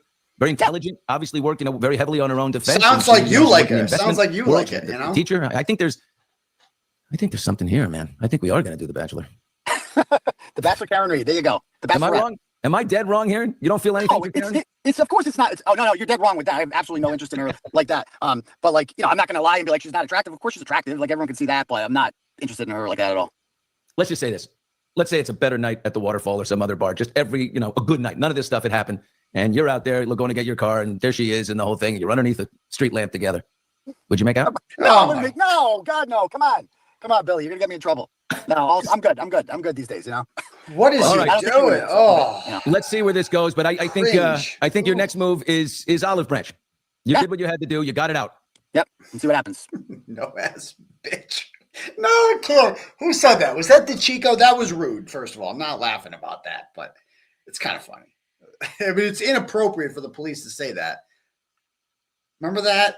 Proctor was like Fall River accent, no ass. And then 𝗵𝗵𝗄𝗧, who is like the most underrated douchebag of all of them. Because, again, it's different because he's a cop investigating her. He's just like, fuck her. No ass bitch. Like, bro, easy. That escalated quickly. Low comps for Hillside. I'm just saying. All right. Anyway, thanks for having me on, Billy. You're a great man. Unbelievable talent. Thanks, bud. Likewise. Talk to you later. Bye. That was fascinating. Wow. Steve, your thoughts? Well, at the end there, it was kind of like setting up a WWF fight or WWE fight. He's like, this is what we do. And he's getting this side all riled up, this side, and then you're going to watch it. He has a promotional, he's a showman. You know what I mean? Like, he's a real showman. And he's got and don't take this the wrong way, but there's a Trump-esque quality that knows where people are, right? And what they want. And he's a provocateur. You know what I mean? It's also why he's so effective as a journalist. And he's got, what he did. There is no journal, what he did, for her, on her behalf, can't be denied. It was extraordinarily effective. Extraordinarily effective. And I think you did get them closer. I think you did bring them, I think you got somewhere of you went a little far there. Turtleboy. I don't think so. Maybe you went a little far. You didn't leave any room, and he kind of left some room now. Maybe there's a place. Maybe. Let me just see something here. There you go. Texting something here. Let's see what happens. A lot of haters who hate him with a passion. Yeah, he's got haters, but that's the reason why he's effective is that people have an opinion, right? I mean, people who want to appeal to everyone take longer, and no one feels passionately about them. He welcomes the passion. Turtleboy doesn't give a shit if the comment sections tell him to go fuck himself. He doesn't care. Exactly. In fact, he's right about that. Remember, The View was a boring television show until Rosie O'Donnell arrived. And when Rosie O'Donnell arrived, things got interesting. And she stirred shit up. People didn't like her. She made a lot of controversy, and some people loved her. You know, she was like country music, love it or hate it. You see, can't compare me to Rosie O'Donnell? Yikes. There wasn't anything in the middle. And in this case, that's who he is. Look, he wants her. He did say something on that stream. I don't remember. This is not your story to tell, Karen. Exactly. Well, yeah. It is her story to tell. No, but it's not. also Turtleboy's story exactly. to tell. I mean, that's the thing. Yes, it is. Exactly. It's everyone's story to tell. Karen thinks it's hers. Like she said that. Alan Jackson has said that too. They're like, this is Karen's story to tell. It's really not. It's actually your story to tell, Alan. It's David Yanetti's story to tell. It's my story to tell. It's Michael Morrissey's story to tell. It's everyone's story. It's Jennifer McCabe's story to tell. It's everyone's story to tell. No one owns this story. When he's writing the book of my journalistic life, when you get to the Karen Reed chapter, it's going to be a massive chapter. It is his story to tell. And you know what? Jen McAlbert and, the Jen, McCabe and Nicole and Brian Albert and all these people, they have a story to tell too. It's apparently a giant lie, but they're telling their story. Everybody's got a story in here. And I have to say, it's been some of the most fascinating observational work that I've ever had. You know what I mean? Anyway, Steve, let's see what this goes. I honestly think Karen should come on here. I think I'm the person to have a conversation with Karen. I don't think there's anyone else. I don't think there's anyone else that has the right positioning in all of this. So that has to happen. I agree. Oh, Bob Mott is in the chat. I see. Turtleboy stood up for himself, though. I mean, he said, like, no, this is. Are you surprised by that? No. But I just, I think that we can head for a good stage in Boston. You come out, we bring him in. You know what we lost in this country a long time ago? Nuance. Yeah. Turtleboy, if you look at his perspective, I put you on the map. I beat that drum so loud and used my, skills as a provocateur to let everyone know that you were wronged. And I got up in the face of Michael Morrissey, the Norfolk County DA and Massachusetts State Police. I called Michael Proctor a scumbag, out loud in public. He did. Remember when I called Michael Morrissey's cell phone when I got what I thought was his phone? And first his wife answered the phone and it was like 11:30 at night. And he's like, I'm like, is Mr. Morrissey there? She's like, oh, he's out. I'm like, but it's 11:30 on a Tuesday. She's like, he's out. And I'm like, why are you even talking to me? And then I called another number I got for him. And remember his son picked up? Remember the conversation I had with Mike Morrissey's son, who is the chillest dude ever? And I liked Morrissey's son by the end. I'm like, you're not so bad. I'm like, are you worried at all about your dad going to jail? He's like, yeah, probably not. Probably not. That guy was so chill. I got to find Michael Morrissey's. We got to get that clip up again when I called Morrissey's son. That's one of the funniest phone calls ever. He did all that. And now he's got a case against him. He's got money out of pocket that he's got to deal with. Her support for him, he has every right to feel, not only to want it, but to feel like it's owed to him. And that is a deep-seated thing. That's not going to go away, right? And Karen, her feeling is this guy Cosgrove, the prosecutor that's going after Turtleboy, if she probably, colludes with him too much, it's going to fire him up to come after her even more. But in the end, isn't the truth the strongest thing we have? If you're standing on the side of the truth, if the truth is with you, I believe that. Our justice system in Massachusetts is broken and it's under the microscope. It's at a point of reckoning. But if the truth is with you, doesn't matter how you get there. So you do what's right. You do what's right.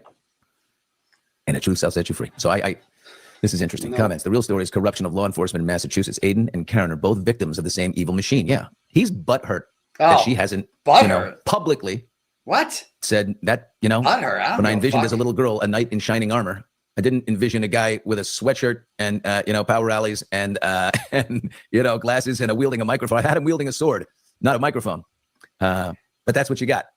No, he's wrong about that. I'm not butthurt. I don't give a fuck. That's the thing. I'm just giving her some life advice. That's all. I don't give a fuck what she does. No. And I don't like being lied to. That's the thing. It's like she told me the whole time, oh, you're going to get the first interview.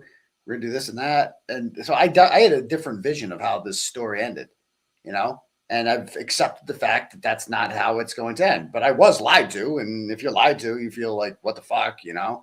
But I'm not butthurt. I'm over it. I don't give a shit. He had amazing material to work with. Karen is a brilliant woman. She's an extremely intelligent person, well-educated. When Alan Jackson told us I don't get how deeply involved in her defense she was, I know he was not just, giving his client a compliment. That's the truth. She's an impressive person. And you know what they both have? They both have a little bit of, not alpha.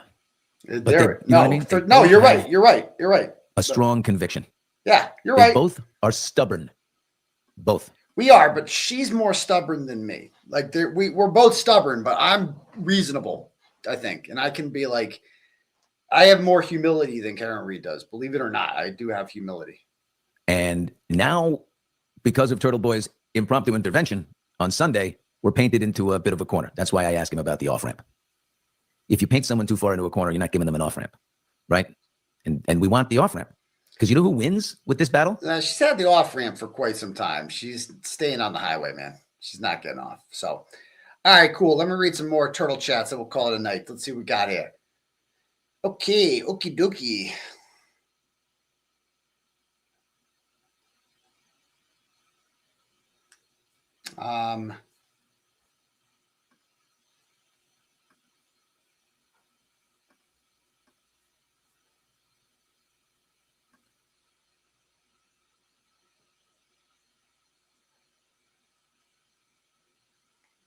Laura K sends $5. Okay, and goes, Dr. Daddy, are you sure you didn't send the video? So she's talking about the sex video to fake victim. I did a deep dive on her phone extraction and know that you shared many with her. I do not trust that woman. You did a deep dive on her phone. You read all our nasty text messages back and forth, didn't you? You had some fun with that. No, I did not. I did not. So, I mean, this is probably TMI, but it's like I had previously, if I want to watch a video by myself, sometimes, again, I like to watch my own work. I prefer, that's why you do it. I prefer my own work over anyone else's because it's me. And you're just like, that's cool. It's me. It's fun. And so I sent, and if you want to watch it on your own, you have to, like, how do you get it? How do you watch it on a computer? You have to send it on Facebook Messenger. So like, though I know that one particular one, that was just sent to myself. Just sent to myself. So I'm sure of it.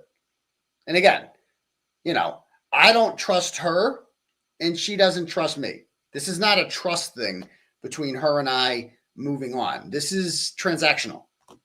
This is, she is clearly out to get her revenge on them because she feels wronged by them.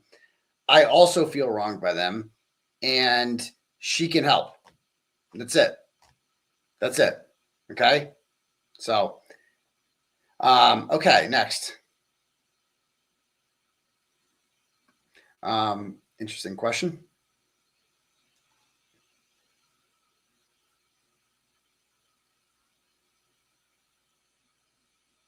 Okay, give me the dip. Sends $10. Goes, bro, don't hoard the dip recipe. Can you post it on TV News website? We got football to watch, bro. I get buffalo chicken dip everywhere I go. It's like always no restaurant makes buffalo chicken dip as good as mine. It's the best. And the key is cream cheese. Like if you're not putting a lot of cream cheese in your buffalo chicken dip, you're doing it wrong, man. You got a lot of people don't do that. You got to go heavy on the cream cheese. Okay. I put a whole fucking thing of it in there. It's so good. So you'll see. You'll see. All right, next. Nicole sends $5 and says, hey, Daddy, I recommend going to your logins on each device and seeing where you're currently logged in or last login locations. People can, believe me, I've done that. I have done that before and it's taken care of. Thank you. Next. Laura sends $5, goes, Lisa sends $5 and says, someone must have put a keystroke app on your devices so even when you change passwords, they see it. Please get a VPN line in all new devices ASAP. Love you, Turtleboy. You're the only reason I know about Karen Reed, and I'm from Massachusetts. You deserve so much gratitude. Well, thank you very much. And again, I'm on that, but it's just like kind of scary, you know. When I saw Joe Flipperhead, I mean, at least Joe Flipperhead's honest with me. I can't stand Joe Flipperhead. All right, he annoys the fuck out of me, and I'll never be a fan of Joe Flipperhead again. But one thing about Joe Flipperhead is just like, I mean, he says what's on his mind, and he doesn't like if he gets a sex tape, he's gonna tell me about it. Period. And he's like, I got a fucking sex tape of you in my email. I'm like, okay, great. What are you going to do with it? Nothing, but I'll let you know that I have it. He just forwards it to me.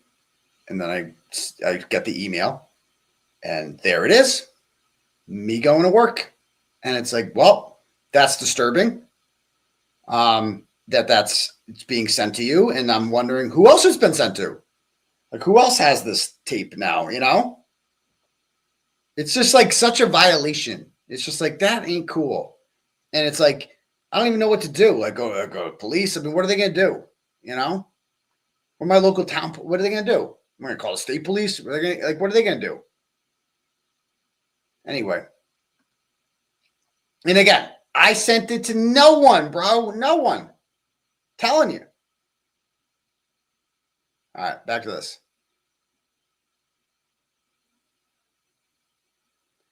Yeah, I mean, that's the thing. It's like, pretty sure Koala has it, and he's gonna post it. I mean, that's the thing about getting a sex tape which is revenge pornography. Like, you get that and you post it. I don't know what the international laws are about that. I'm not saying that you get like arrested or anything like that, but that's like the next step. That's like too far. Like, you can dislike me, you can do that, but you're not just violating me. Like, you're violating another person too. And like, you can think about what you want about her, but that's too far. You don't post someone's fucking sex tape like that, you know?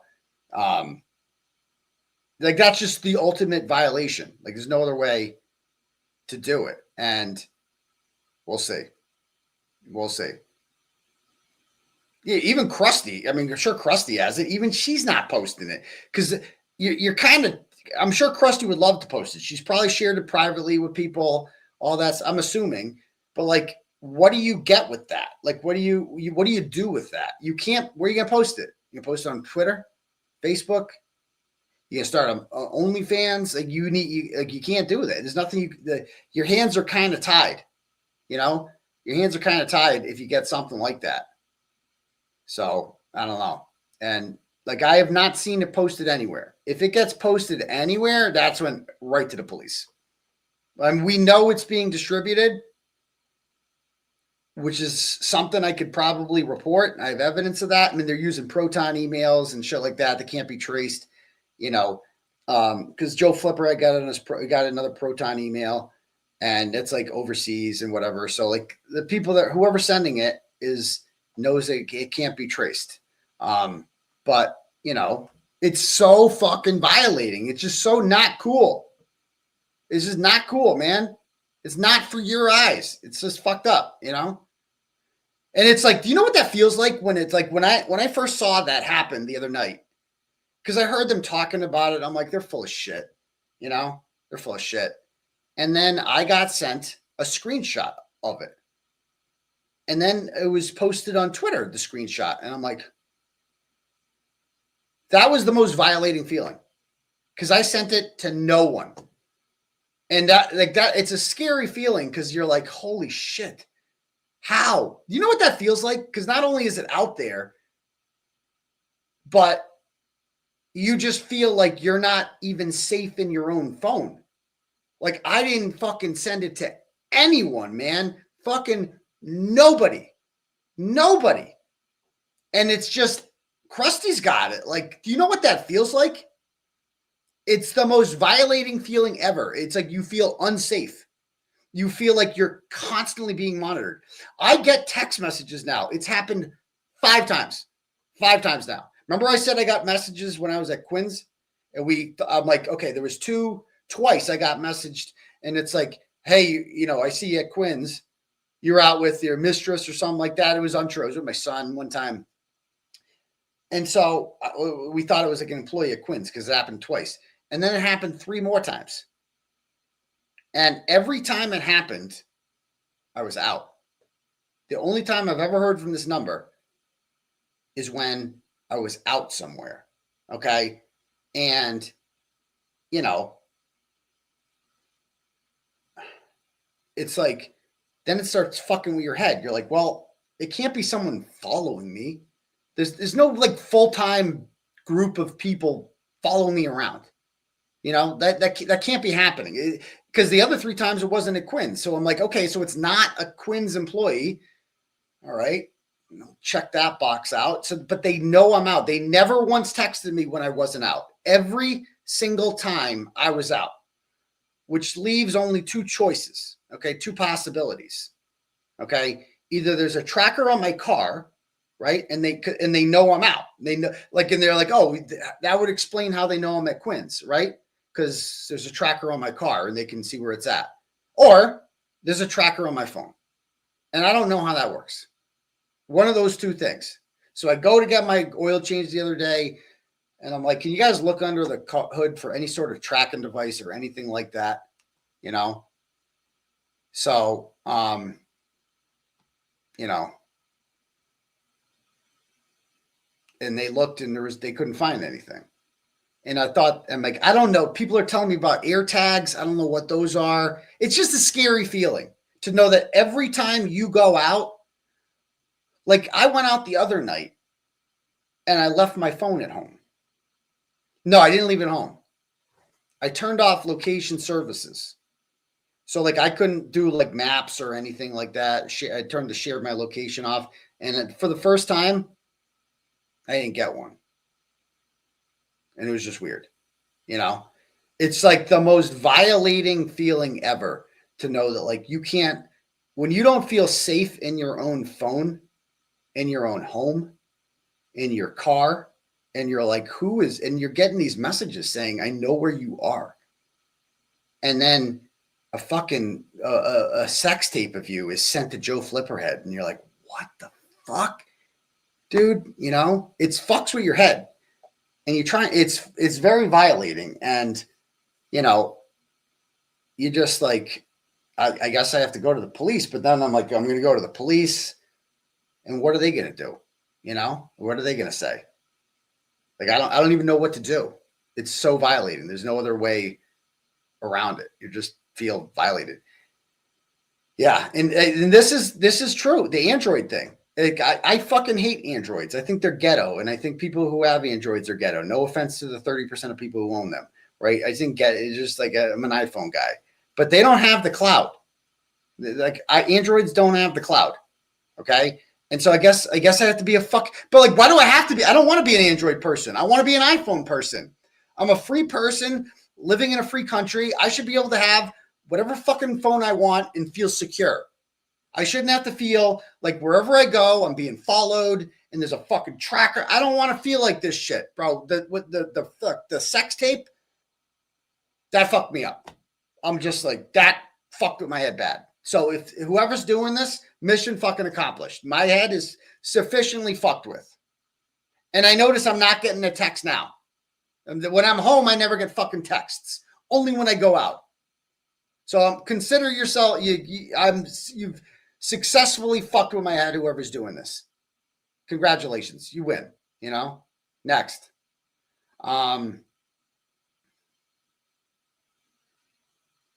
Kim sends $5 and goes, quick comment, Daddy. Loving the arm flex in that shirt night. I'm not flexing. I'm not. I'm just, it's a good angle, good lighting, I guess. Wink, wink. Also, has KR reached out to you since your spaces? No, God, no. That is definitely not happening. So thank you. All right, next. Logic Novice on X sends $5, goes, I sent you a video of Auntie Deb and you said I was making you a video. It's done. And I posted on X and sent you. There's music on it though. Please do more debates, Debate Daddy. Okay, I'll check that out. Thank you, sir. Or ma'am. Katie sends $10, goes, did you hear on KP Space that she received a screenshot of the video? Guessing the same one as 𝗃𝗺𝗺. And said that you send it out to women to recruit them for sex calls. So yes, I did hear she say that? So like, this is their out, right? Like, so they're going to explain, because this is what they're going to say. They're going to be like, oh, he sends sex tapes to, she makes shit up. I don't send fucking sex tapes of other women to other women. That's not like, that's insane. Okay. And not like, certainly not without permission. You know, I would never violate somebody like that without permission. So like that is, it's a big no-no, you know?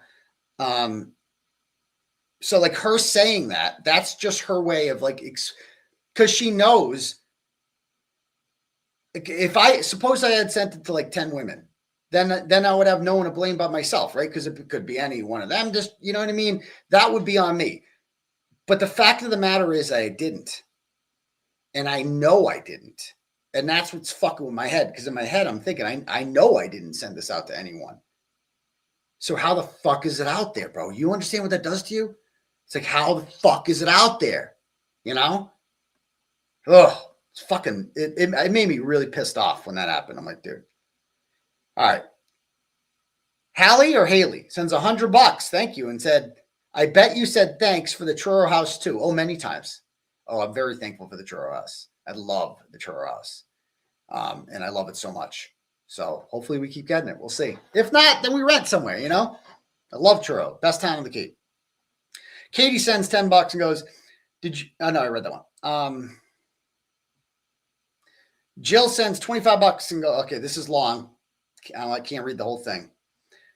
One doctor to another. What is Mike being so dramatic about? So much drama. It drives me crazy when drama queens spout off about cost and procedures in a trial and they're wrong. Jen is getting deposed unless Peg drops. He's insane if he thinks they don't want to sue the house degenerates. Get penicillin and shut the fuck up. Other things that irritate me. Okay. Thank you very much. So it's a long one, Jill. We got to keep the turtle chest short. I agree with everything you said. Thank you for the dono. Next, Kiki sends $10, goes, listen, Daddy, you have helped me get through so much, and I could not thank you enough. So when I hear Karen Reed acting like this, I can't understand her problem. At this point, she is acting like a spoiled brat. You don't need anyone. Fuck her. Love the bones of the way you are. Well, thank you so much, Kiki, and I appreciate that. Rosaline sends 10 and goes, Dr. Turtleboy, you've been spilling the tea lately, and we are here for it. I truly hope your case is dismissed before Christmas. Long shot. That would be the best gift to receive. Quick question. Did you receive a copyright strike from Laura Matthias the other night?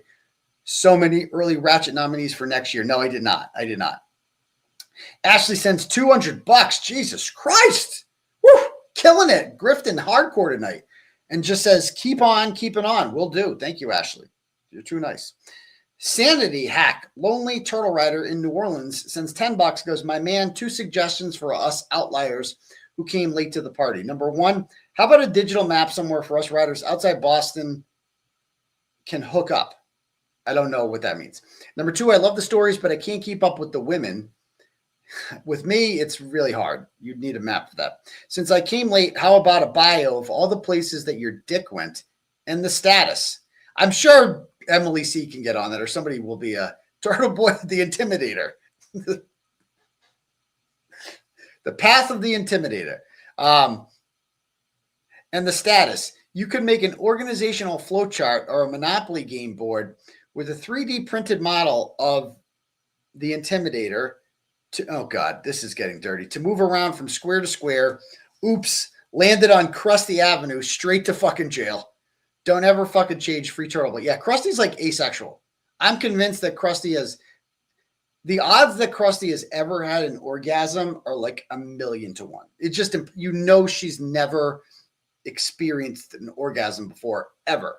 And if she did, her whole world would change. There's just no way.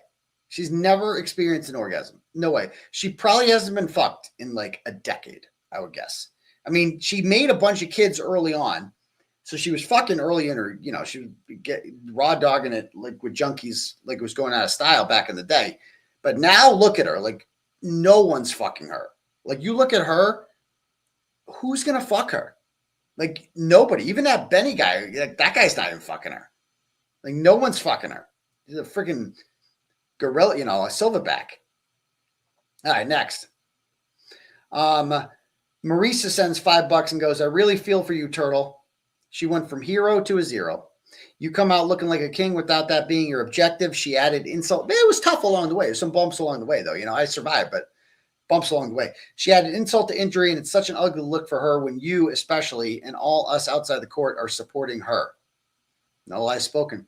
Jennifer sends 25, goes, listen, Turtle, you're actually a good friend for attempting this intervention. Some people who are very book smart can't comprehend that people with street smarts have better judgment about people. Self-confident people are really confused when most people gravitate to the charismatic everyman over the privileged professor. Imagine the befuddlement when you have another sold-out show. Can't wait. You know the Wilbur's going to sell it again when we do it again. You know it. It's like a guarantee. And it's going to be better. I've come up with so many new ideas that we're just going to kill it. You give me and Jimmy a second crack at the apple, you're going to want tickets to this one. Ashley sends $200. Woo! And goes, all the best from Australia. I mean, Austin, not Australia. Austin. Totally different country. Thank you so much, Ashley. Amy sends $10 and goes, you didn't read my Cash App. Did you get it? Oh, I'm going to check it. Don't worry. That comes next. Served sends $5 and goes, you can't just say Bradle texted you that you got served and then not say what you mean. I did say what I mean. It means we got the opposition to the motion to dismiss. Okay. Lisa sends $10 and goes, I don't think my last went through. Someone must have, I read this whole thing about the keystrokes. Thank you. Courtney sends $10 and goes, can you give us an estimate on how long we know that old fucking piece of shit Cosgrove had to say? I haven't gotten them yet. I'm worried for you, even though I know you're going to come out on top. Lots of love from British Columbia. Free fucking Turtleboy. Yeah, that's the thing. It's like, I mean, Cosgrove's putting up a fight, a boring fight, but a fight nonetheless. And it's like, he's never going to convict me. He tried to convict me, and he told my lawyers that, like, he was pretty convinced he was going to win that case. I mean, that was the one with Lindsay in June with the violation of the restraining order. That was like a warm-up, and we won that easily with a bench trial. Easily. Not even close. Steph sends $10, goes, I've always wondered what was the plan was for John to get home that night. Karen dropped him off with an expected snowstorm brewing. Was he expected to Uber home? Uber would be hard to find that night. Get a ride from one of the drunk murderers inside? She was so angry that he wasn't home. How is he supposed to get there? Yeah, that's a great question, Steph. And I don't know the answer to that. Was Karen going to go out and pick him up again? I hope not, for her self-respect. I mean, you don't want to be his bitch. I mean, wouldn't you expect him to just come home the next day? You're cool. You're going to crash there, right? Good question. Lou sends $5, goes, take the 5, bro. Let's keep it $1. You didn't go to jail for Karen Reed. Ooh, okay. So we got a fighter here. You went to jail because of your own actions, and it was 1,000% avoidable. If you had any situational awareness as a man, you didn't keep KR out of jail. Her lawyers did. Oh, is this Karen? They didn't need you. Well, you know what? Their text messages to me, which have come up in the extraction, say differently. They didn't need you. You are a rose that turned into a thorn because you are butthurt, like BB said. You are the Ritz-Carlton of Massachusetts. Isn't that good? Once this Karen Reed shit dies down, so do you, brother. Is that Karen Reed's burner? I don't know. I beg to differ, sir. And I think the facts show otherwise. But okay. Thanks for the $5. Next. Other Mary B sends $5 and goes, please be careful. Those sneaky little sluts might be stalling the response so they can try to set you up to violate bail. I don't know what that means, but I like sneaky little sluts. Maybe keep the intimidator contained for now, since it makes all the hoes turn fatal attraction. Free Turtleboy. We must protect the goat. Fair. Krusty sends $10, goes, fuck KR. Okay.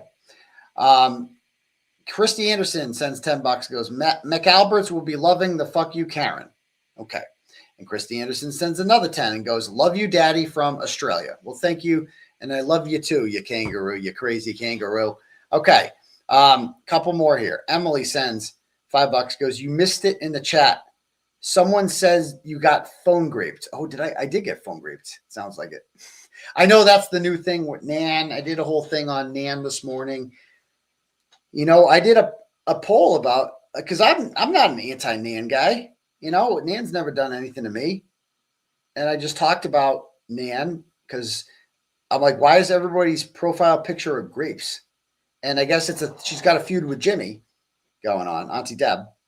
And apparently she said something about her getting stream raped or graped. So we call raped graped. So, and he's like, turn your profile pictures to grapes in honor of Nan. So I had to ask, and then I found the answer out, and I'm like, what is everyone thinking now? I'm like, you guys don't like Nan? You know? I'm like, what's wrong with Nan? And everybody kind of just had their grievances. And I'm like, well, what are my thoughts on Nan? And I said them, and I'm like, Nan's never done anything to me. Nan's been very nice to me. So I have nothing negative to say about Nan in that regard. But, you know, I'd be lying if I wasn't a little peeved, you know, and I think I've told her that too. Like, you know, going like, you know, how can you be like, I support Turtleboy, but also these guys over here? And I go on the stage with them, and I don't want Nan's money. Nan's money is no good around here, you know, but like when Nan gives money, and she gives a lot of money, that's her way of saying I support you. You know, I've never seen Nan in the chat. And so when Nan says, she's never spoken ill of me, never, but I just thought it was like weird. I'm like, yeah, how could you say you support me, but also go on this channel with these guys whose entire life mission is to hurt me, you know? And then you're like, you're seen, she wants to be seen giving money to them. And like, not only do you support them, I don't care, I take my money, you know? And it's like, okay, interesting. I don't get how you can, my whole thing is, how can you say you support me? Are you just saying you support me? In what way do you support me? I'm wondering, you know what I mean? Like, in what way? Is it because I don't have her on the show and give her like a microphone? Because that's the other guy. The people that have her on the show, they're the ones that get the donos, you know? So I have nothing against Nan. I think she's smart. She's probably a good lawyer, you know? But I'll just take a vote right now. Let's take a vote in the chat. Let's be real here about like how we feel. The Nan vote. We'll call it the Nan vote.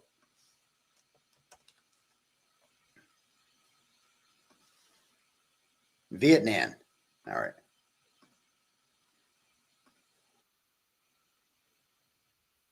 Oh, it's a bad echo, huh? I mean, this is what it's like without a microphone. I got to fix my mic. All right. Start a poll.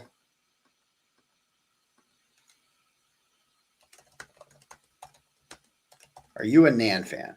Okay. That's just, are you a Nan fan? Let's see what the chat says, because I'm curious.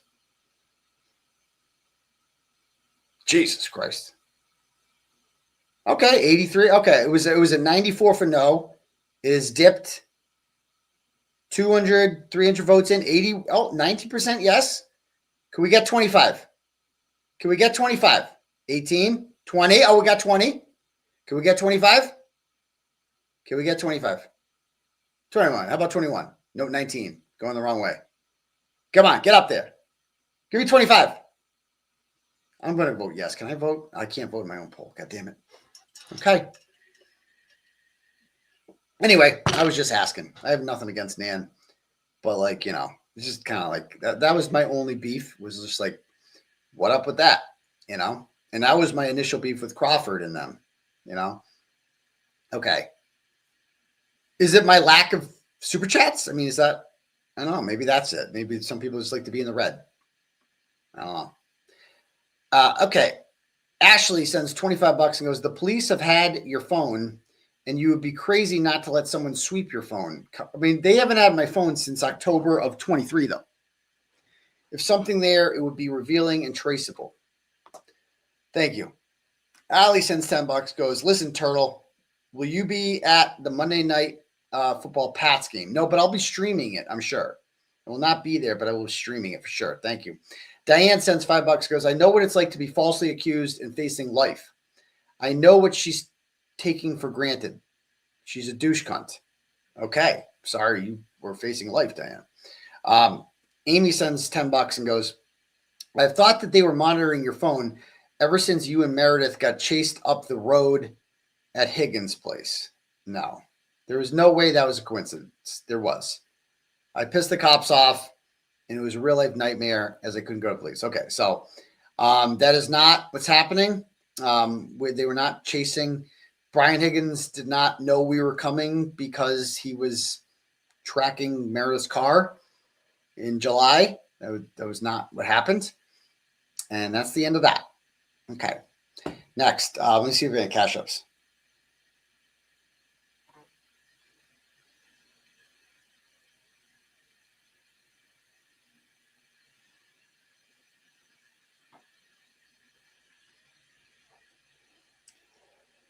Okay.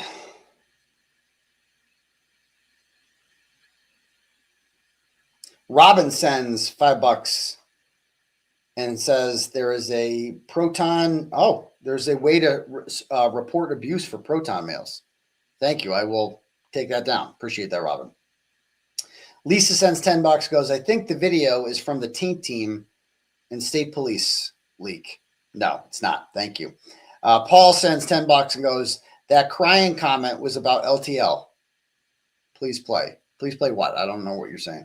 Carrie sends $20 and goes, justice for the victims of stream grape.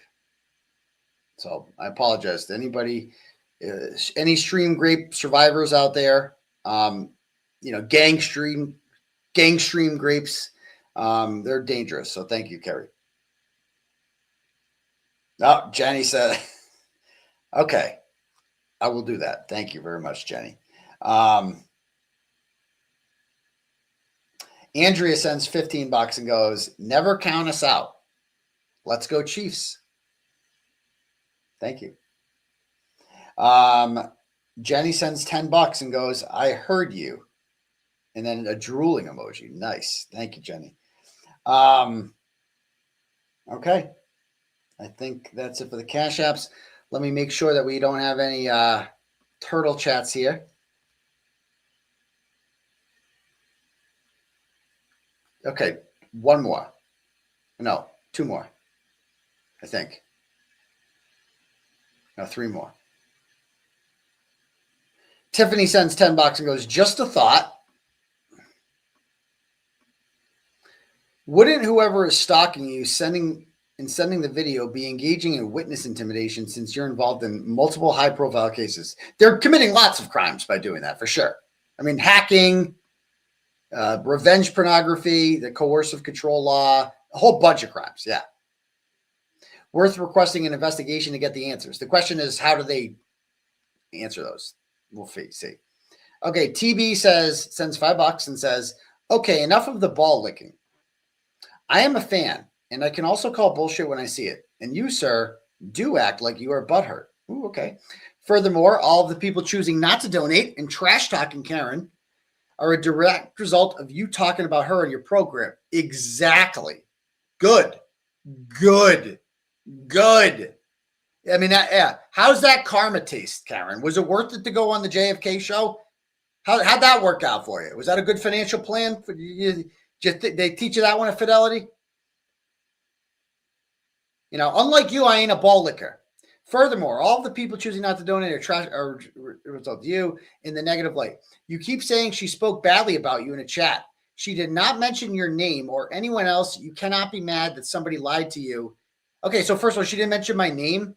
Oh, yeah, she said that she was recording. Oh, yeah, okay. But, dude, be fucking real. Don't be disingenuous with this bullshit. Stop it. And she also, without saying so, called out Nurse Kim and the Glarer. Because she's like, and there are content creators that betrayed me and didn't. Bitch, shut the fuck up. Shut up. None of these content creators heard shit. You don't know what you're talking about.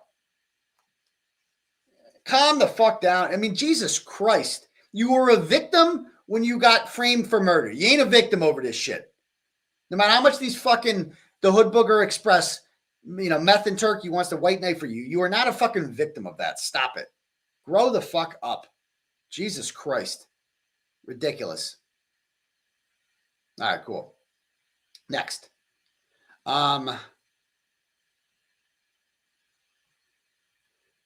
Truth Hurts sends $5 and goes, wait, did I already read this one? I read that one. Okay. TB sends, did I read this one? These are like the same two ones. No, that's the one I read. Truth Hurts sends $5 and goes, Turtleboy, I'm a fan, but let's be realistic. Karen did not go and trash you in a chat. She didn't mention your name. This is the same thing. You have started a Karen hate train. I didn't start a Karen hate train. All the people that it started with the JFK thing and the 𝗬𝗏𝗺𝗺 thing. I didn't say a word about those. She did. Her own words started the Karen Reed hate train. I'm late to the party. I kept these feelings to myself.